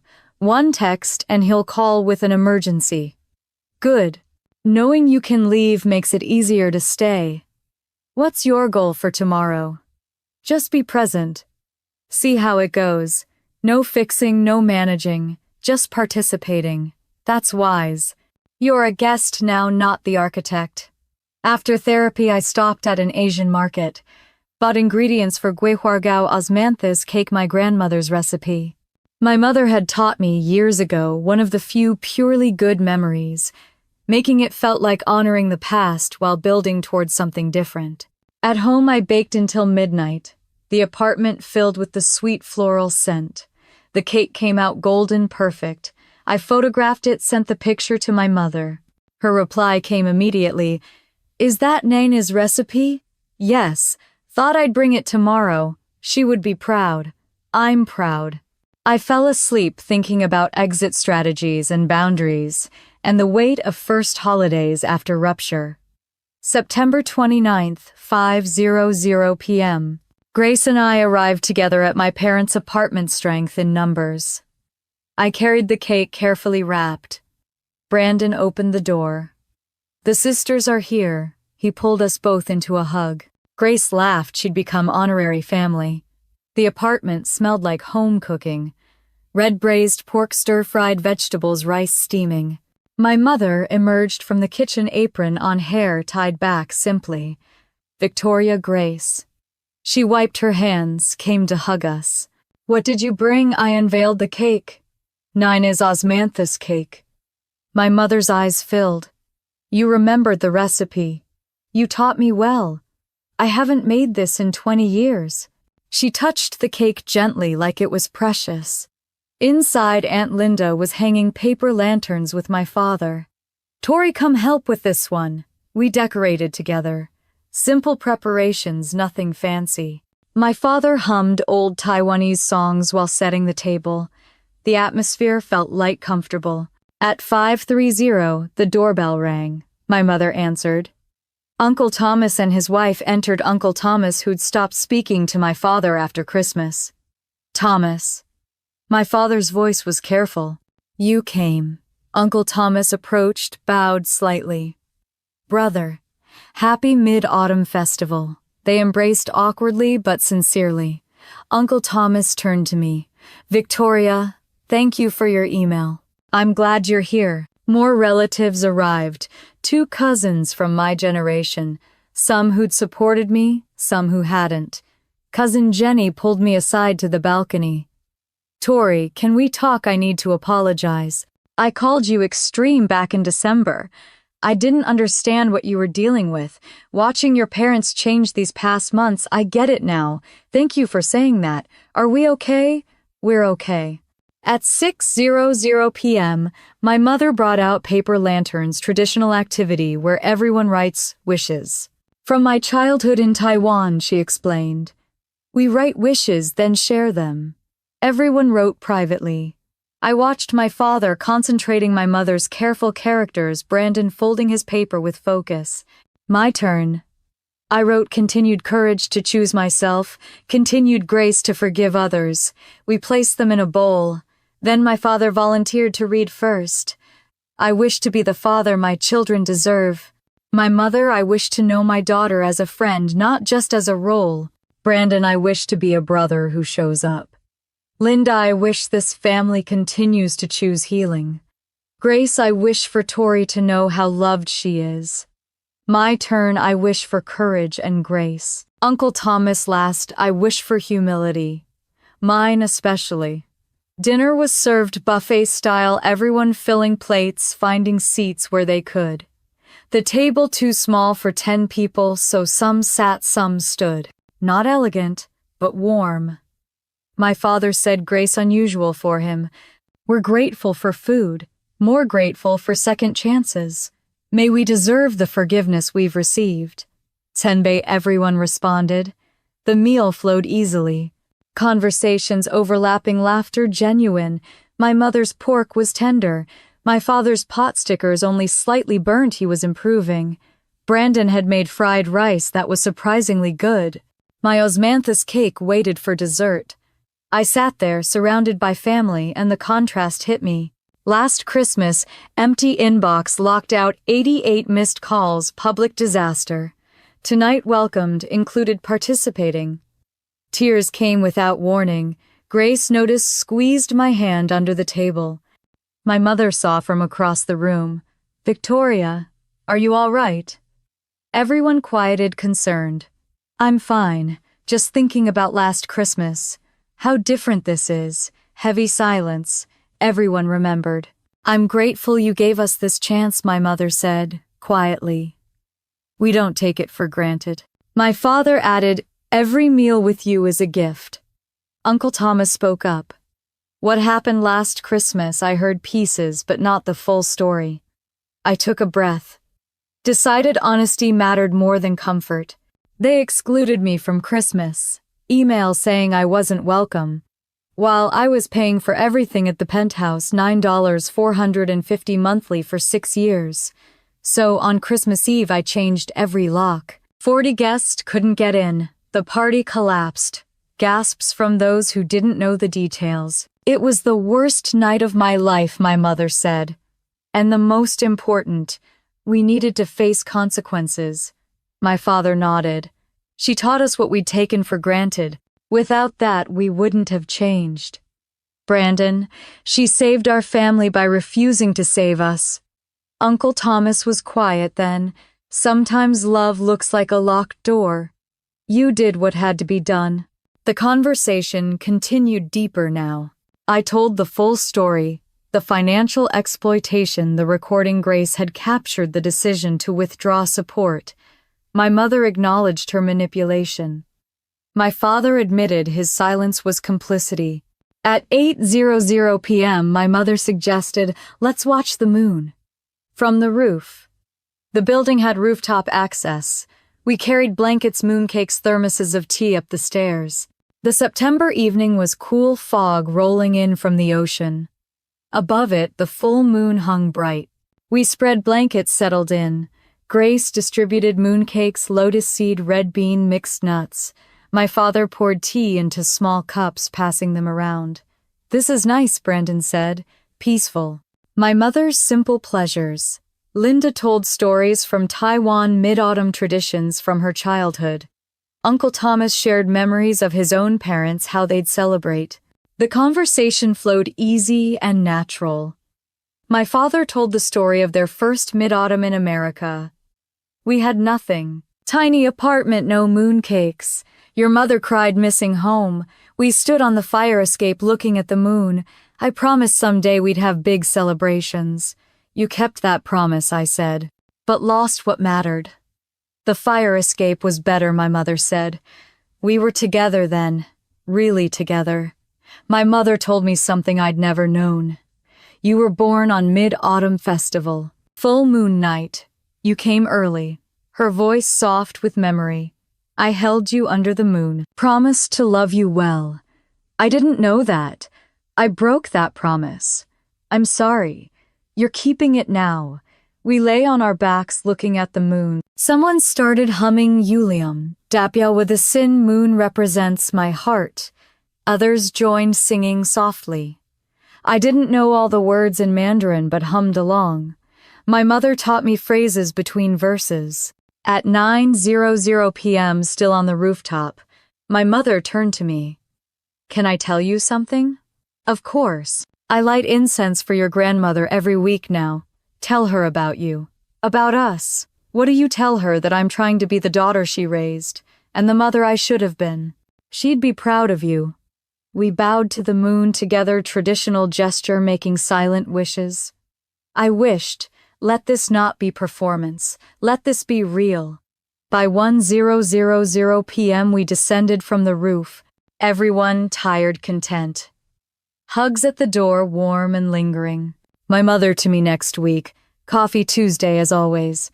I'm grateful for our Tuesdays. Uncle Thomas pulled me aside in the hallway. "What you did at Christmas that took guts. I called it disrespectful. I was wrong. You respected yourself enough to say no. That taught all of us something." Driving home with Grace, I felt lighter than I'd felt in months. "How do you feel?" Grace asked. "Good. Really good. No anxiety, no waiting for disaster. Just present. That's what healing looks like." At home, I texted my mother, "Thank you for tonight." It meant a lot. Her reply, "Thank you. For being there. For everything. You were born on Mid-Autumn Festival. Tonight felt like celebrating that. Celebrating you." I journaled before bed, first holiday since Christmas disaster. Not just survived, enjoyed. Contrasts stark, last December, locked out alone, breaking them. Tonight welcomed, included breaking bread. They're different. I'm different. We're building something new. Uncle Thomas apologized. Extended family healing. Mom revealed I was born on this day, never knew that. She's sharing history I didn't have access to. 9 months from lockout to this. If someone had told me in December this was possible, I wouldn't have believed them. But here we are. Imperfect. Healing. Real. That night I slept without waking. No anxiety dreams. Just deep, peaceful sleep. The first holiday had passed without disaster. Without regression. With presence, authenticity, and the beginning of genuine tradition. Not the family I'd had. The family we were becoming. And that was enough. December 24th, 6:30 a.m. I woke to pale winter light, phone silent on the nightstand. 1 year ago today, I'd changed every lock on a Penthouse, frozen every account set in motion, a collapse that would reshape everything. Today my calendar showed Christmas Eve dinner, parents apt, 6 p.m. Not obligated, invited. I made coffee, stood at my window. The city was quiet, fog-thick, muffling sound. I opened my laptop, pulled up last year's journal entry from this exact date. They're locked out. Party is collapsing. I did this. Am I the villain? Or am I finally choosing myself? Tomorrow is Christmas. I'll be alone. That's terrifying and freeing. I don't know if this was right. I just know I couldn't keep being invisible. Today's reality: family dinners, weekly coffees, genuine relationships. The contrast made my chest tight. At 9:00 a.m. my phone rang. Dr. Patel, our scheduled check-in. 1 year exactly. How are you, Surreal? This time last year I was destroying everything. Today I'm planning to celebrate with them. What's different? I have a family that sees me. A mother who knows me. A father who admires me. A brother who shows up. Chosen family who celebrate me. Boundaries people respect. And myself back. That last one is most important. You didn't just get family back, you got you back. After we hung up, I baked hondo ton red bean soup, traditional dessert. My mother had requested it, my grandmother's recipe. The act of making it felt like honoring lineage while choosing my own path. At noon, my mother texted, "Just checking you're still coming tonight." "Mom, I confirmed 3 times. I know. Last year, I didn't hear from you for weeks. I'm still nervous you'll disappear." "I'm not disappearing. I'll be there. Promise, promise." The vulnerability in her words struck me. Last year, silent treatment and locked doors. This year, fear of losing me. The roles had reversed completely. At 5:30 p.m., I dressed in a green sweater and dark jeans. Casual but festive. Loaded the red bean soup into my car with wrapped gifts, small, thoughtful things. Watercolor set for my mother's painting. Book on emotional intelligence for my father. Camping gear for future trips with Brandon. I drove toward the sunset past Russian Hill. The penthouse building rose in the distance, 30 stories of glass and steel. 1 year ago, I'd stood inside it with a locksmith removing their access. Now, new owners live there, people who'd never know its history. I felt nothing looking at it. No attachment, no grief. That chapter was closed. At 5:55 p.m., I parked outside their building. Climbed the familiar stairs. Knocked on 3B. Brandon opened the door. "She's here." He pulled me into a hug that lifted me slightly. "Merry Christmas Eve, sis." Merry Christmas Eve. The apartment smelled like ginger and star anise winter spices. A small tree stood in the corner, maybe 4 feet tall, decorated with handmade ornaments and popcorn strings. My father's crooked angel on top. "We made decorations ourselves," my father said proudly, emerging from the kitchen. "The angel's not straight, but we love him." My mother appeared, wiping her hands on an apron. "Victoria," she hugged me long and tight. "You came." Of course I came. Grace and Marcus were already there, chosen family mixing with biological. Aunt Linda, too. The people who'd stood by me. We cooked together, 7 people in a tiny kitchen somehow, making it work. Grace chopping vegetables, Marcus setting the table, Linda making dumplings with my mother. Brandon and my father managing the roasted chicken. Me stirring the red bean soup on the stove. "Just like old times," Linda said. "Better than old times," my mother corrected. "Old times had caterers. This has us." We ate crowded around the small table, Brandon on a stool, insisting he was comfortable. Food passed family style, reaching across one another, laughter when someone dropped a chopstick. My father gave a blessing. 1 year ago, we lost our way. Lost each other, lost ourselves. Victoria's courage brought us back. Not to where we were. Somewhere better. Thank you, daughter. He raised his glass. To second chances and new beginnings. Tenbei, we all said. The conversation flowed, Marcus's funny legal stories, Grace's research breakthroughs, Linda's retirement travel plans, Brandon's work promotion and therapy progress. 3 of us in therapy now, my mother said. Family trend. It's working, my father added. After dinner we played a game. Brandon suggested, remember when? Grace started remember when Tori changed all the locks, nervous laughter.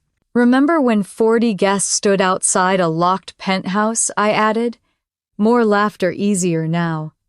My mother, remember when I thought status mattered more than people? I don't miss that woman. My father, remember when I thought providing money was the same as providing love? I don't miss that man. Brandon, remember when I was jealous instead of proud? Wasted so many years. He looked at me. I'm proud of you now, for everything. You've taught me too. About forgiveness, about showing up. Gift exchange happened at 8:00 p.m. Secret Santa style $25 limit. My mother opened my watercolor set, tears streaming. My father received his book with genuine interest. Brandon got camping gear from me, laboratory equipment from Grace for his weekend hobby. My mother gave me a framed photo me at age 5, her holding me, both laughing. Found this in old boxes. Look how happy we were. I want to get back to that. Not exactly, but the feeling. I hugged the frame. We're getting there. Dessert was my red bean soup served warm in small bowls. Nina's recipe, my mother announced. Victoria made it. Everyone tasted, murmured appreciation. My father tastes exactly like I remember. Your grandmother would be proud of the soup, of you, everything you've become. At 9:00 p.m., someone started singing Silent Night softly. Others joined English and Mandarin mixing.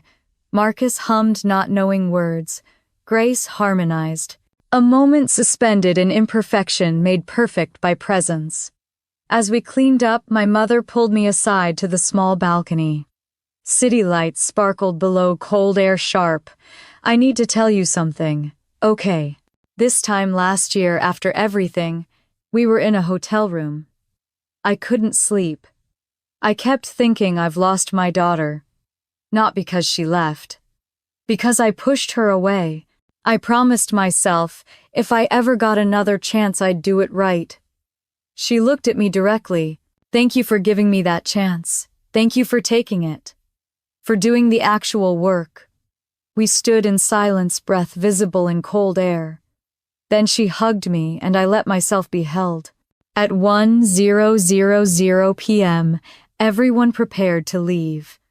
Hugs at the door, Brandon long parents warm, Grace and Marcus and Linda, each with their own affection.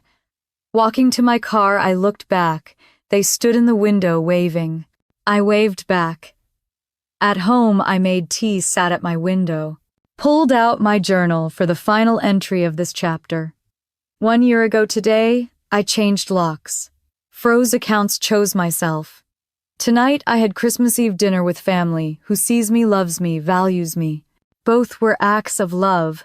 One looked like rejection, one looks like reconciliation. But both were about the same thing, refusing to be invisible. This year I learned boundaries aren't walls, they're bridges to healthier connection. Family can change if everyone does the work. I am worth celebrating, not just supporting others. Healing isn't linear, perfect, or complete. It's ongoing, messy, and real. Most importantly, choosing yourself isn't selfish. It's necessary. Next year, continue therapy, camping trip with Brandon, weekly coffees. With mom, maybe date someone. It's time, keep building chosen family. But mostly keep being brave enough to be seen. At 1:00 p.m., my mother texted, "Thank you for tonight. It meant everything." I replied, "Thank you for making space for me." Really making space. I looked at my calendar. Tomorrow was Christmas. Last year alone. This year brunch with Grace and Marcus. Evening checking in with parents by phone. Normal things. Family things. But chosen, not obligated. The difference was everything. At midnight, Christmas Day arrived. I thought about locked doors and 88 missed calls and public disasters. About therapy and spreadsheets and documentation folders. About osmanthus cake and crooked angels and red bean soup. About how sometimes you have to destroy something completely before you can rebuild it right. I fell asleep thinking about keys. The penthouse keys I'd returned. Months ago, symbolic of giving up control. But also the keys to my own apartment, my own life, my own boundaries. Those keys I'd keep forever. If you've stayed with me through this story, thank you. Maybe you've been where I was invisible in your own family, valued for what you provide but not who you are. Maybe you're there now wondering if you have the courage to set boundaries. Or maybe you're on the other side trying to heal from being the person who hurts someone you love. Wherever you are, I want you to know change is possible. But it requires courage from everyone. Someone brave enough to say this isn't working. And people brave enough to hear it and actually change. I'd love to hear your story. Have you ever had to choose yourself over family obligation? Have you been the person who needed to hear hard truths and did the work to change? Share your experience. Let's build community around healing, not just trauma. And if this story resonated with you, there are more voices here like ours. People who chose themselves, people who rebuilt, people who learned that love and boundaries can coexist. We're not alone in this. None of us are. Thank you for witnessing my journey, for holding space for the hard, messy, beautiful work of healing. Here's to locked doors that open new paths, and to families brave enough to walk through them.